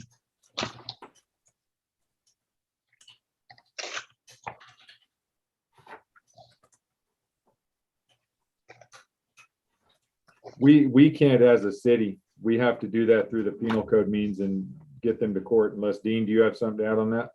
So, yeah, number one, the statute makes violations of it a misdemeanor. You can put somebody on misdemeanor probation, or a court can. And secondly, our municipal code in general has enforcement provisions in it that deem violations of any adopted code in our municipal code as a misdemeanor or as a crime. So the answer is yes. Probation is a term that can be imposed under the terms of this, of 836060, of our general penalty provisions under the code, or probably even under, as you reference, Councilmember Ellis, some of the vandalism statutes. So there are multiple avenues towards probation as a penalty in this scenario.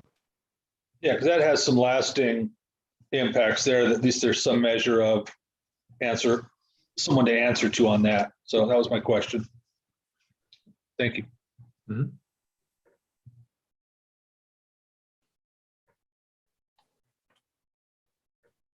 I really like this ordinance, and I really appreciate you bringing it to the forefront.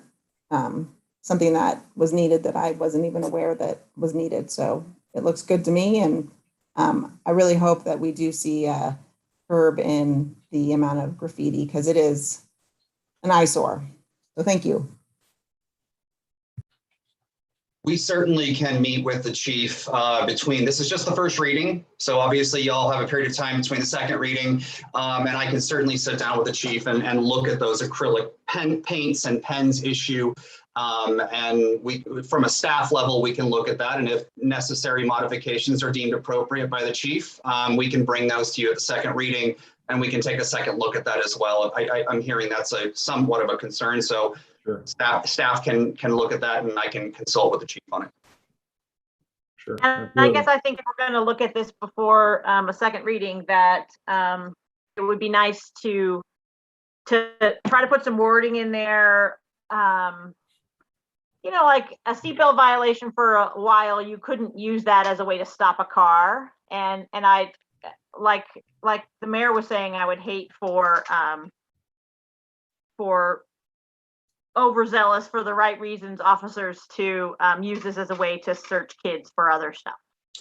So let me just, and I hear you, Council Member Kong. I would caution in terms of any time we're enacting any kind of ordinance that has criminal penalties by attaching certain limits on police officers' discretion as to whether to use it, when not to use it. Those are on the ground decisions.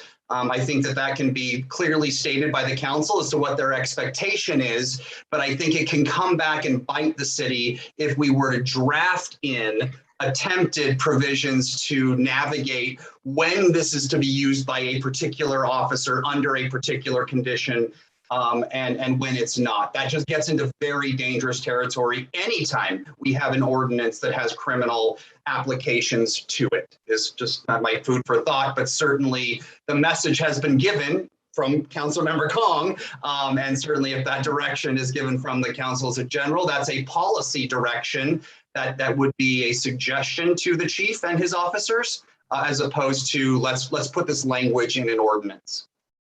Okay, that makes sense. I agree with Karen Schwartz, Chief. I think this is well put together, and thank you for bringing it forward to us. Sure. Just for what it's worth, in my little over year and a half here, I've never heard anyone complain about our police department being overly aggressive.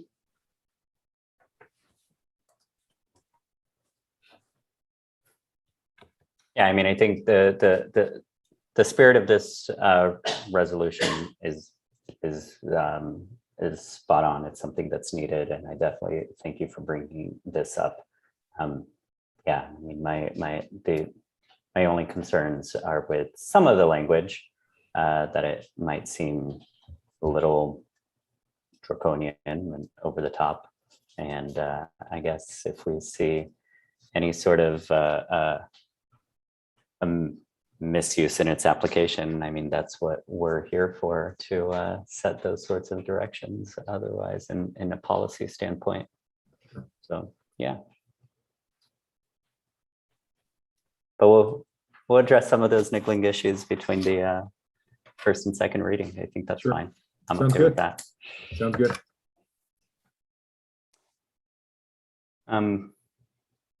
So do we have any more public comment?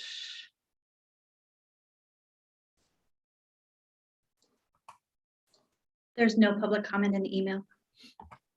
And there are no raised hands. Okay. Do we have an action? So, Mr. Mayor, sorry, because this is calendared as 2 business items, I think procedurally, I think we've concluded the first business item and we can move to the second one.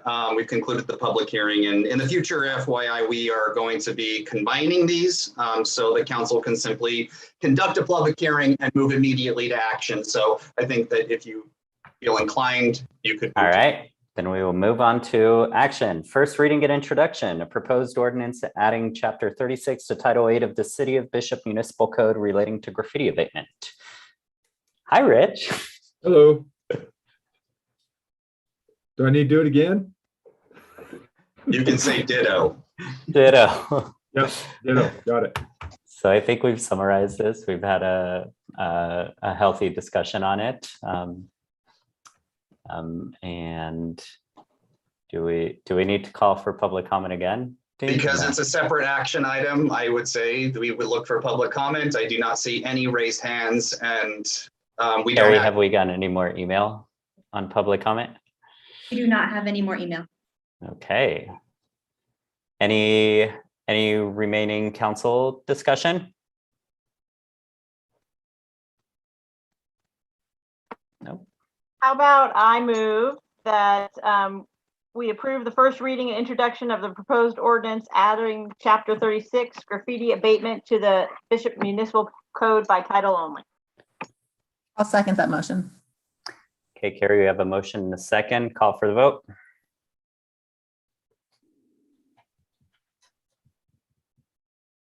Councilmember Kong? Carrie, you need to read the ordinance first. Oh, sorry. Thank you. An ordinance of the City Council of the City of Bishop, State of California, adding chapter 36 to title 8 of the City of Bishop Municipal Code relating to graffiti abatement.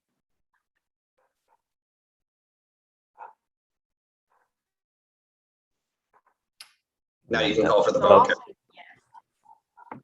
Okay, so Councilmember Kong, Yes. Councilmember Garcia, Yes. Councilmember Ellis, I think he said yes. More yes. thank you. Mayor Pro Tem Schwartz, Yes. Mayor Muhobi, Yes.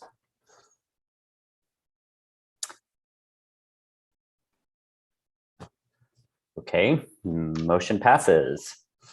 And we can move on to the first item in new business.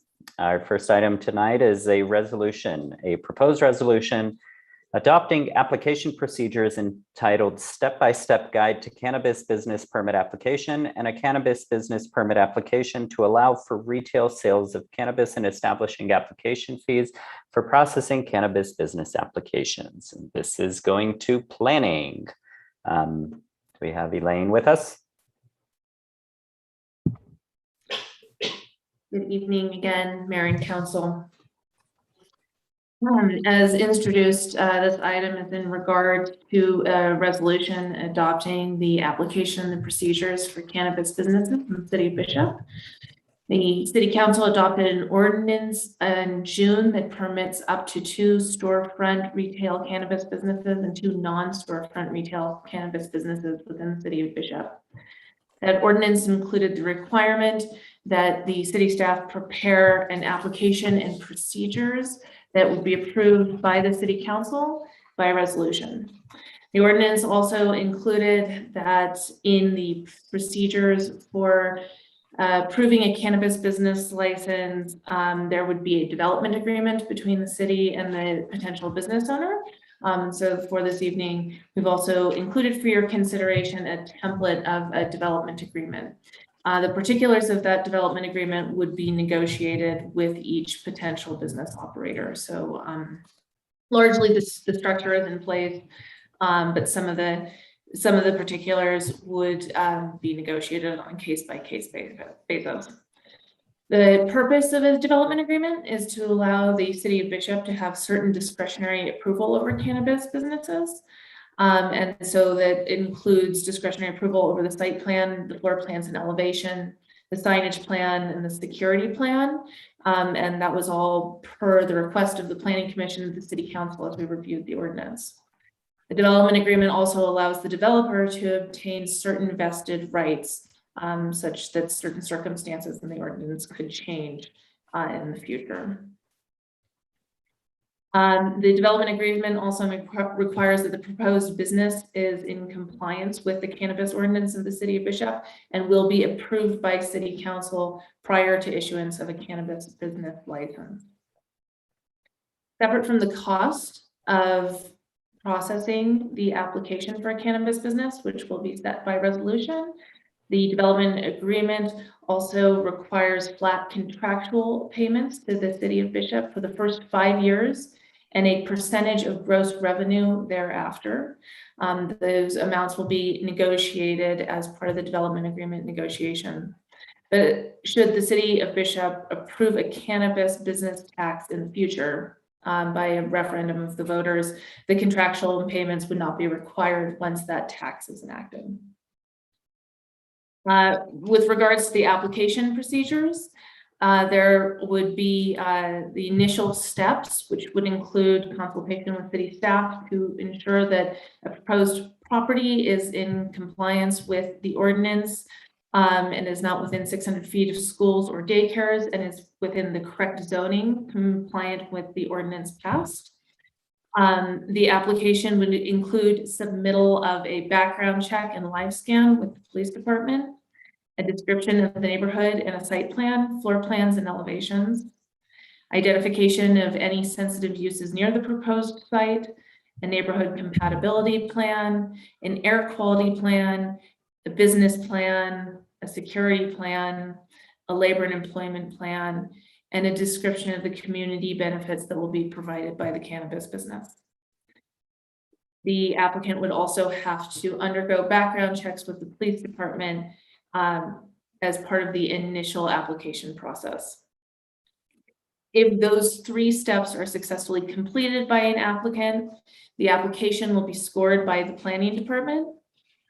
And upon successful completion of scoring, the highest scoring applicant will be interviewed by an interview committee comprised of the city administrator, the planning director, the police chief, the finance director, and the director of public works. Based on the successful completion of those interviews, the city would enter into negotiations for the development agreement. And upon completion of those negotiations, the city administrator would make a recommendation to the city council to select 2 storefront retail businesses and 2 non-storefront retail businesses. The businesses would make a presentation, staff would make a presentation, and the cannabis businesses would make a presentation to the city council in a public hearing. And the city council would have final authority for approving which of those businesses would be successful for receiving a cannabis business permit from the city of Bishop. Staff is recommending that the council should establish a competitive window for interested applicants to submit proposals under these procedures and with the application as presented. At this time, staff would request that the city council adopt the proposed resolution by title only. This is my overview of the procedures as presented this evening. I'm happy to take any questions. Thank you. Yeah, thanks for all the hard work in coming up with these guidelines. I mean, it looks extremely comprehensive. As somebody who has never started a business, it's definitely, it would be a lot to fill out. I guess my only question is, how does this process compare to similar processes in the neighboring areas, say like Town of Mammoth Lakes and Inyo County? Yes, I looked at the application processes and procedures for Inyo County and Town of Mammoth Lakes, and this is very comparable to both.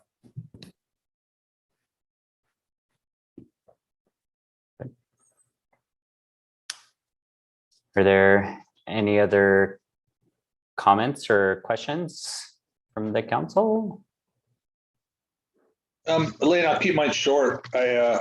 Wow, I was not expecting the depth of this. So I think you hit on every single thing that both the planning commission and city council addressed, and the concerns and questions we had from ourselves plus the public. I think buying a house would be easier than doing this. So incredibly well done. I think this is I think protects the citizens, protects the businesses, the business owner of this, and the public quite well. So it's, yeah, well done. So to all involved in doing this, thank you. Thank you. I guess the only other question I have is because it does seem like there is going to be a lot of staff time to vet everything in these applications. Is the fee that's being set for those applications, is it enough to cover that estimated staff time? The fee as proposed in the resolution this evening is a $10,000 deposit in essence. And our standard planning applications, the fees are deposits. And if it is a particularly large application, we track and we invoice, and the actual fee will be the actual cost. And so that is the case here. And I think it is that's spelled out in the resolution that if it exceeds $10,000 to process the application, then we will invoice accordingly. Okay. Elaine, one question that just popped into my head, and it might be in here, so forgive me if it is, but we had talked about one of the things we wanted was a preference for locals to score high. Is that in somehow in the scoring, like someone who is a resident of the area versus like a bigger corporation coming in? Very good question. I know that that was something that we had discussed. And I saw it within the county procedures earlier, and I saw it within Town of Mammoth Lakes procedures, I think, as well. I couldn't recall, and I did not go back and check to make sure that that made it into ours. So I apologize, I don't have a good answer. What I would say is that if it is not within our procedures and we can, and Dean is comfortable with us including that language as a modification to the resolution this evening, we can ensure that it is part of the adopted application. Okay, thanks. Dean, is there any problem in having language to that regard? No, scoring criteria council can, as long as it's legal scoring criteria, can be directed to staff. So I think that can be a direction that's given in terms of the final development of the application process, the interview process, and the scoring criteria informally without, with just that direction. I'm good. Okay. If that's Karen, did you have anything? If that's the majority direction from council, sorry. Oh, I would support that for sure. So would I. So I had a quick question about the live scan piece, and this might be just semantics, so I apologize if it is.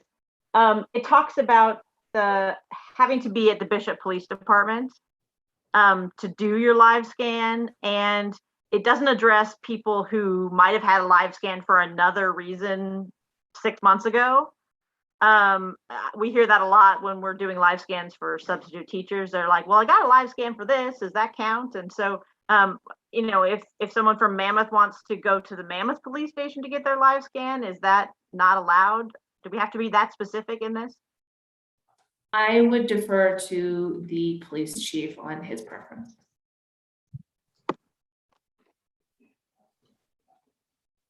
We can bring him in to answer the question. Hold on for just 2 seconds.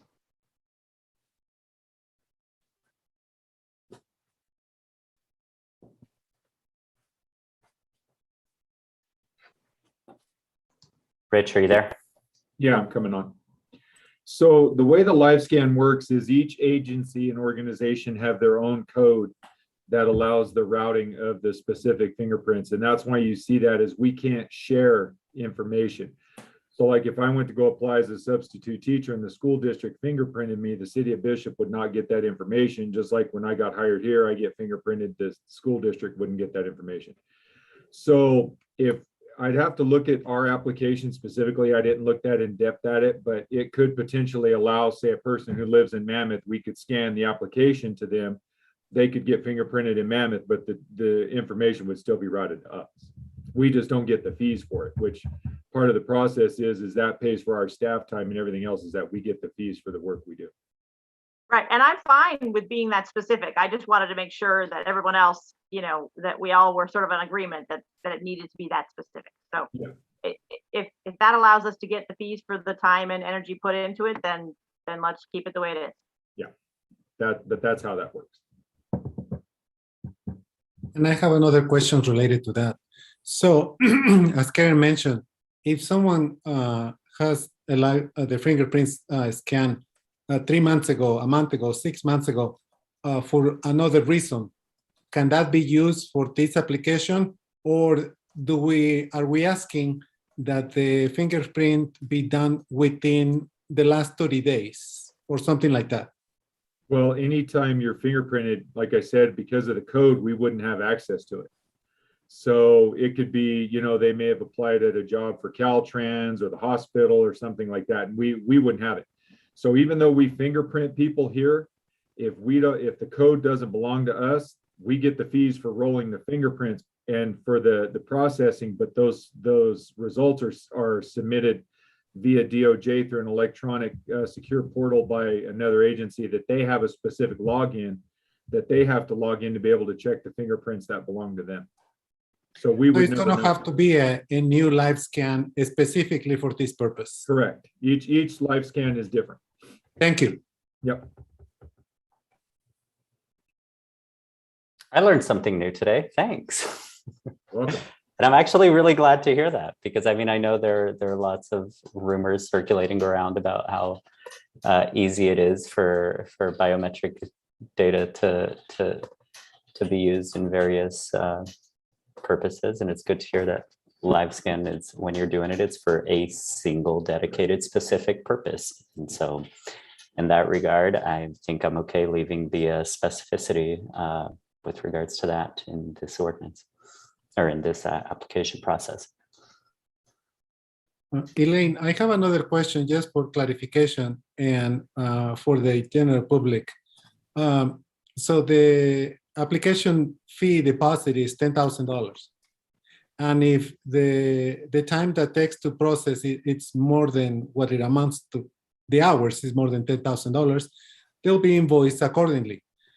Is there also the possibility that is less time and it's less than 10,000 and the person is going to get a reimbursement, or is that a flat 10,000 minimum?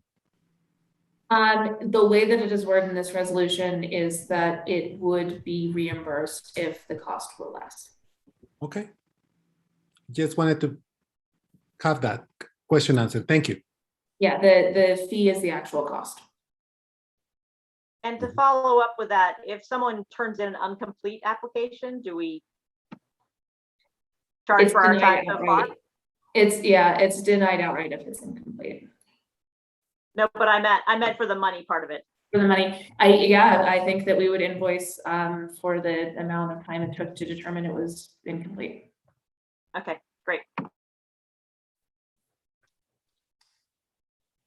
Okay. Any other comments or questions on the proposed ordinance or on the resolution? Any public comment? There are no raised hands. There is no public comment in the email. Okay. I'll entertain a motion.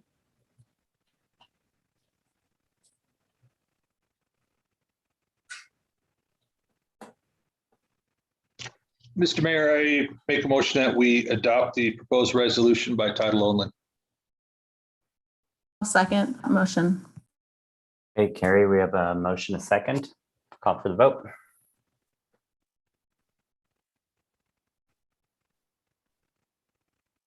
Do you want me to read by title first? Yeah. A resolution of the City Council of the City of Bishop, State of California, adopting application procedures entitled Step-by-Step Guide to Cannabis Business Permit Application and a Cannabis Business Permit Application to allow for retail sales of cannabis and establishing application fees for processing cannabis business application. And I would say with the modification of the scoring with regards to the local preference. Thank you, Mr. Mayor. Yes, that motion.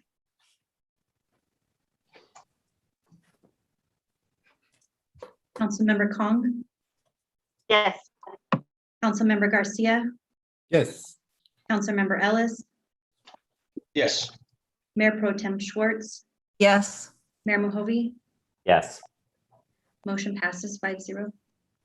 Okay, moving on to our last item in new business, grant writing services agreement. This one is back to you, Elaine. Good evening again, council. Oops.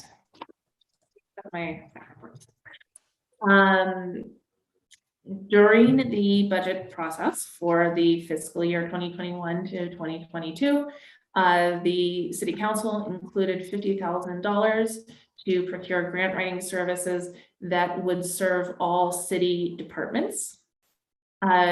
The planning staff received 3 quotes from different grant writing consultants and has determined and is recommending to the council that California Consulting Incorporated would provide the best services for the city of Bishop.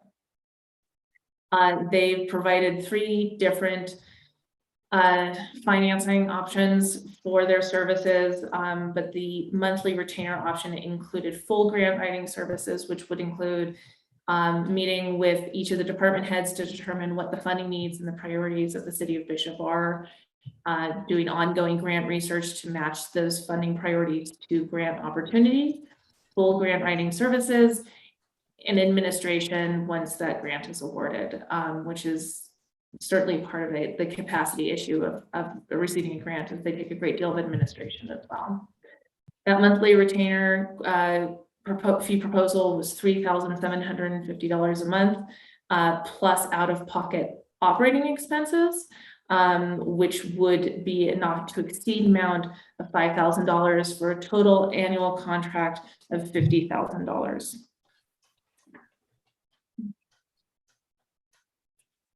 Staff recommends that the City Council approve the agreement for grant writing services with California Consulting Incorporated for an amount not to exceed $50,000 for a term beginning on October 1st, 2021 and extending until October 1st, 2022.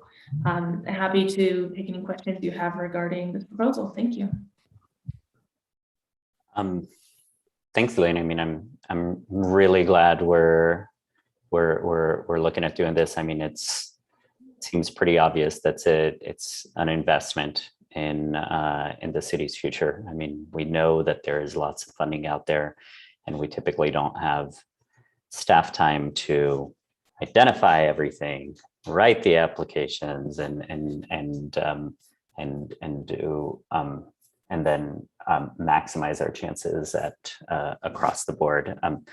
Not in any way, shape, or form to downplay the critical role that you've been doing in doing that for the past few years and getting us a lot of the funding that we've had, and we're definitely appreciative of that. And but we do recognize that there's so many things on your plate, and I'm really happy to have the opportunity to go this route.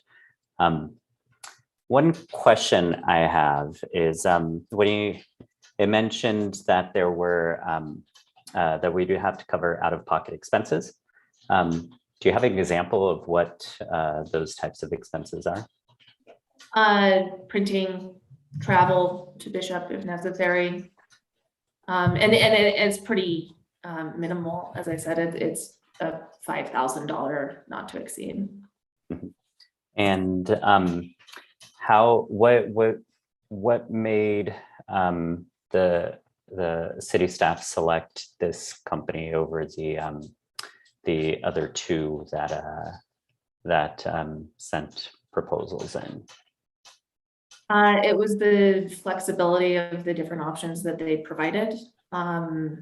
They provided that full scope of services, including administration, and the other two bids that we received, the cost of the full scope of services was, it wasn't as flexible to think of as many options that I thought would be appropriate for I think, the scale of what it is we're hoping to accomplish and working with a firm across different city departments, and the return on investment that we hope to get by making this investment in a grant writing consultant. I see. And so this grant, this consulting firm, they will work on grants across all departments in the city. Is that correct? That is correct. Okay, so we would expect well, obviously, the city staff is small, but your primary focus is in planning. So we would, I guess we would expect Ron to administer or to manage grants across all of the departments, right? Ron and Elaine. And the departments do a lot of grant management themselves as well. But the consultant also is under contract to help administer grants. So we expect that they will take a lot of that work on themselves. So I guess one mechanism, I'm curious because when we were at Cal Cities, we heard about a bunch of grants that other cities were using for doing this and that. And so we'll be sure to fire off those suggestions to you guys to see if it's something that it would be worth our time to apply for. Would it be possible to have them help administer some of our existing grants? Like, for instance, the Whitney Alley, like, could we start to give them some of that work? I don't know, but I will ask. Elaine, thank you for this. Ron, thank you. I think Stephen kind of nailed this. There's grants, plenty floating around everywhere. They'll help identify some of those, and the ones that if they see, hey, this one might fit you guys. So I think, I'm sure we miss a bunch of them, and all it takes is to miss it by a day and it doesn't exist.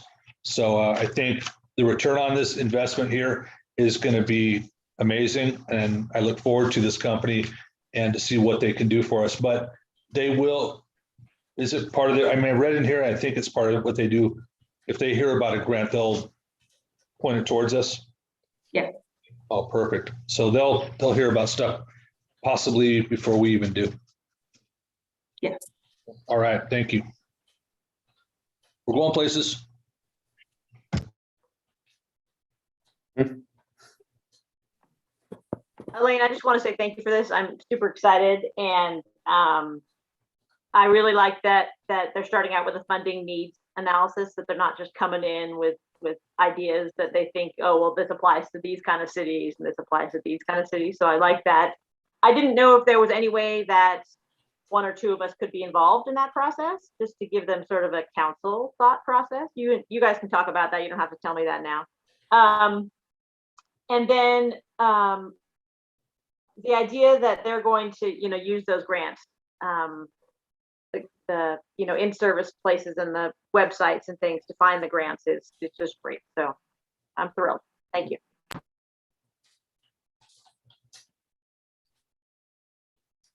Yep. If I may, Mr. Mayor, if there were no other comments from the council, I did also just want to recognize Christina Bloom Justice for the excellent work she's been doing grant writing for the fire department, and her absolutely excellent writing abilities. I'm a bit loath to to take away her opportunities to express herself creatively like that. She's wonderful at it. But yeah, I think this is a great opportunity for all staff. Thank you. Right. And I mean, and just to remind everyone, this is not a firm that has committed only to work for planning grants. So there will be funding opportunities for fire department, for police department, for public works, and so of course it would in that regard it would fall on a lot of working amongst the department heads with this particular firm so yeah, I would be a little hesitant to just put you entirely on the spot for this. I don't know how much interaction you're having with PD and fire department on what their funding needs are.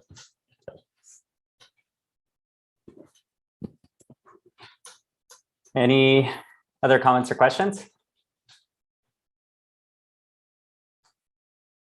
Any comment from the public? There's no comments in the email. There are no raised hands. Then Approve the agreement for grant writing services with California Consulting Incorporated for an amount not to exceed $50,000 for the term beginning October 1st, 2021 to October 1st, 2022. Second that.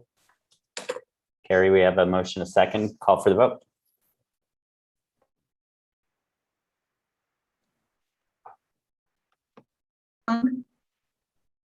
Yes. Councilmember Garcia, Yes. Councilmember Ellis, Yes. Mayor Pro Tem Schwartz, Yes. Mayor Mahovey. Yes. Motion passes 5-0. Cool.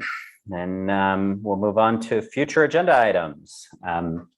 Let's start with Karen Kong. Well, like Destin said, I think that we in the next, maybe the next meeting or the one after, we need to have a little overview of the OVGA groundwater sustainability plan so that you guys know what's in it and kind of understand the whole process before it gets down to a vote on my behalf for all of us. So I think that needs to happen. And I would really like to see sometime soon, hopefully before the end of the year, a discussion about how to begin and continue discussions with LADWP about land release. Steven's smiling at me. I must have taken something from his list. Okay, future agenda items. Jim. I have one written down here, Steve, but I'm gonna hold off on it until I have some further conversations, and I'll bring it back up later, depending on what's going on. Okay. Thank you. Jose. Nothing at this time. Okay, Karen.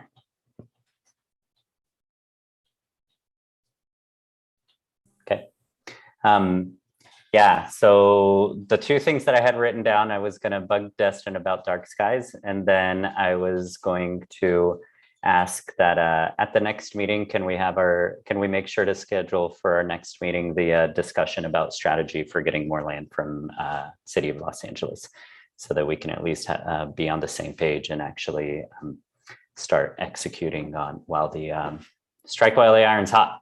So there's a lot of funding available, but we need to have ducks in orders to be able to access it and actually implement.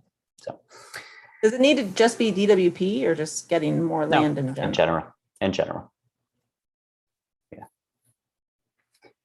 Council and committee reports. Let's start with you, Karen Schwartz.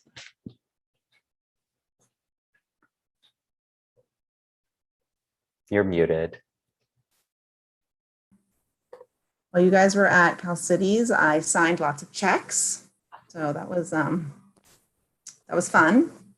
I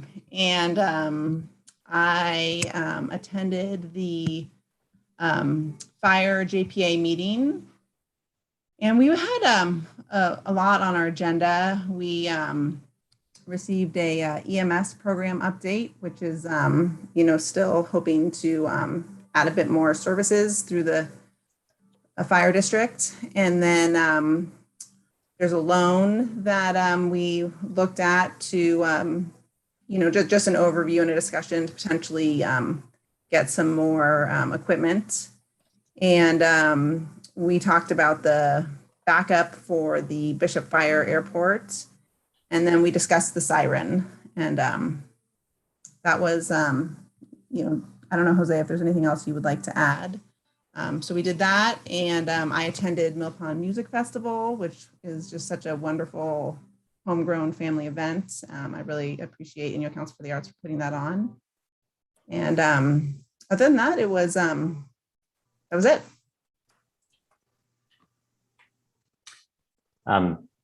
If you don't mind me asking, what was the discussion about the siren? Well, people get, it's odd to hear a siren when you come from a community that doesn't have a siren, and you don't really understand why there would be a siren in today's age of, all our digital technology. But what I learned most is being that we're a volunteer fire department and that we're not a staffed fire department that's like at the firehouse. Sometimes technology breaks sometimes, sometimes, or you forget your phone, or you don't want to be a slave to your phone. And it really, being an all volunteer fire department, it is a truly backup mechanism.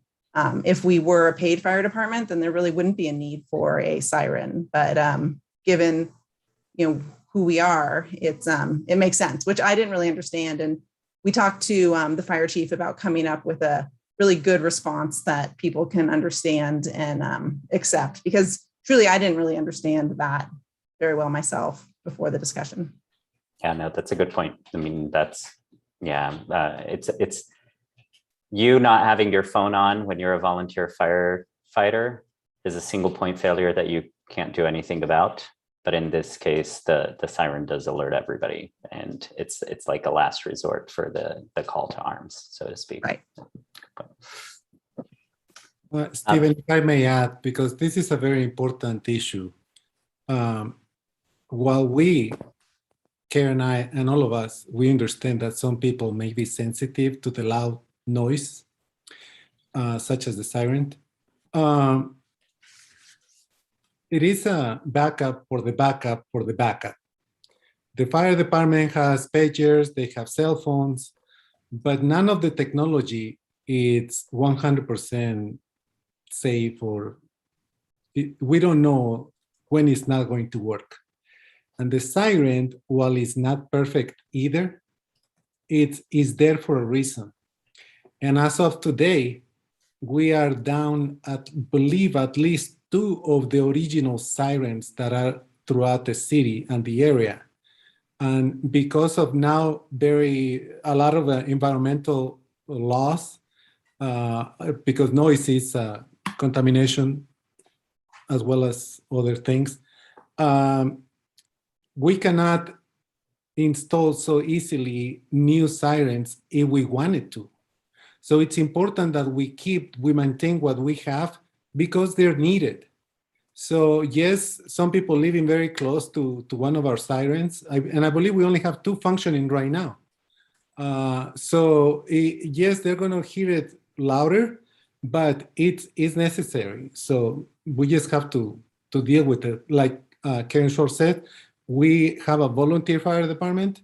If we were to have a paid fire department, we will not be needing the siren. So that's important for the public to know. Jose, update? Yeah. Since our last meeting, I drove September 15 to Fresno to present the proclamation that we presented during our last meeting. Very nice ceremony they had in Fresno with many government officials from the area representing, and the Mexican consulate received probably 4 to 6 proclamations for the same purpose as we did. As some of us, I also attended the meeting with the Bishop Ayoute Tribal Council and their administration, Gloriana Bailey, their police chief. It was very, very nice. It was an excellent opportunity to talk to our neighbors, to express our willingness to work together. As some of us, I attended the Leo California Cities Annual Conference. I learned a lot, made a lot of connections, and yes, we came up with some ideas that we're going to be looking forward to implement. And also this last Saturday, I attended the Bishop Ayoute Powwow. So I had an opportunity to talk to a lot of people, to address them and let them know that we hear them, we see them, and we just want to have the best relationship with our neighbors. That's it. Lots going on. Yeah, that's great. Jim. All right. Where we at? Also went to the League of California Cities, and I want to do a thank you to the firefighters driving across Highway 50 through Tahoe area to see the devastation. I mean, you see it on Facebook, you see it on the news, but to see it and to see some of the homes they saved, and I'm sorry to the ones they couldn't, to the residents there, and to see the gratefulness on the signs as you drive for, it was 45 minutes of nonstop, and it was eye-opening. And I want to thank our firefighters up and down the valley who went up to assist with that. Just recognize that. So thank you.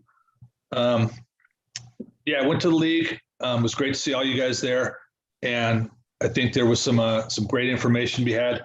I will, as I do every year, I have a list of stuff to give out to different department heads on some of the ideas and stuff I found in the expo part. I had some great discussions with some different cities in similar size to ours, and some of the same problems that we're having are there. And one city in particular has a siren too, and the same questions and concerns came from them on theirs. So we're not alone. Some of the programs I attended, there was one on neighborhood law program that it was kind of cool to listen to it. It was about combining forces with fire, basically what we're trying to do underneath our nuisance ordinance. And they just there's other cities that are doing it, other areas that are doing it. And it was kind of cool to hear it. And we've basically been doing that, working with our different agencies and combining forces to tackle problems. There's one on workforce housing. I think I was set with Jose in that. It wasn't too much on workforce, and it was some of the stuff they had on it was sounded great in South Carolina, where they had nothing but success. I'm not sure it would apply as much to California, but there is some information, and we'll have to talk about that further in the future. And then there were a couple dry ones, Ron. I agree with you that I sat there and trying to figure out how anything applied to us. And then last but not least, I was out at Laws on Saturday for the annual event, and I lost the pie contest to Cami. I believe it's now 4-2 on that, but my pie looked really good. But it was great to be out there and supporting Laws, and thank you for everyone that was out there. Fun little event. not as well attended as years past. COVID has taken a hit on everything. So we'll do it again next year. Thank you. Thanks, Jim. Council committee reports, Karen Kong. So before I tell you my experiences at Cal Cities, trying to get the new name down, I wanted to make sure that anyone interested in this groundwater sustainability plan, there are 2 sessions where you can make comments, plus a website you can just do comments if you don't want to go to the public workshops. The first one is Wednesday, October 6th. And the second one is Wednesday, October 13th. They're both at 6:30. You can call me or email me and I'll send you the link. So please, if you're interested at all in what's happening water-wise in Bishop, you might want to read this plan. It's actually interesting if you're like water stuff. So as far as Cal Cities go, I attended a couple of the legal sessions for the city attorneys and found out some really interesting things about what can be done to help with the homelessness by cities. And then of course I sat in on one about surplus land and all the different ways that people are getting that land and getting things moving in their cities, as well as the exact limitations and requirements of the Surplus Land Act, which I was not aware of before then. So I feel much more educated and ready to move forward on that stuff. And since Ron brought it up, I hadn't planned on it, but since Ron brought it up, I invited and took many of Stephen and Jose and Ron out to a roller skating rink in Sacramento, and we all had a fine time. And everyone was a much better roller skater than I. Yeah. All right, Stephen, your turn. How could I top that? No. Yeah, so I also went to Cal Cities and went to some really informative sessions and learned a lot of things about some policies we need to update at the city from a legal standpoint, learned a lot about the Surplus Land Act, and spoke to lots of representatives from other places, and especially how they're addressing the housing shortages. And the main takeaway that I can say is that our problems are really unique. That in many ways there are similarities, but there are certain aspects about Bishop in particular that no other city in the state is facing with regards to some of our housing challenges, and which made for some interesting discussion and actually got a lot of people interested, a lot of problem solvers interested in our area and what we can do. So that was a really useful experience. And I mean, the only other thing, most of the committee meetings were canceled. I also went to Mill Pond. It was great. And the lunch with the tribal council was really productive, and it was just a great meeting with our neighbors and just brainstorming of ideas that we can work together, because is it a rising tide floats all ships? And yeah, so not much to report there. And I will, and with that, I will adjourn our meeting until our next scheduled meeting on Tuesday, October 12th at 6 p.m. Have a good night, everyone. Thanks, Carrie, for running the show. Thanks, Carrie. You're welcome. Have a good night.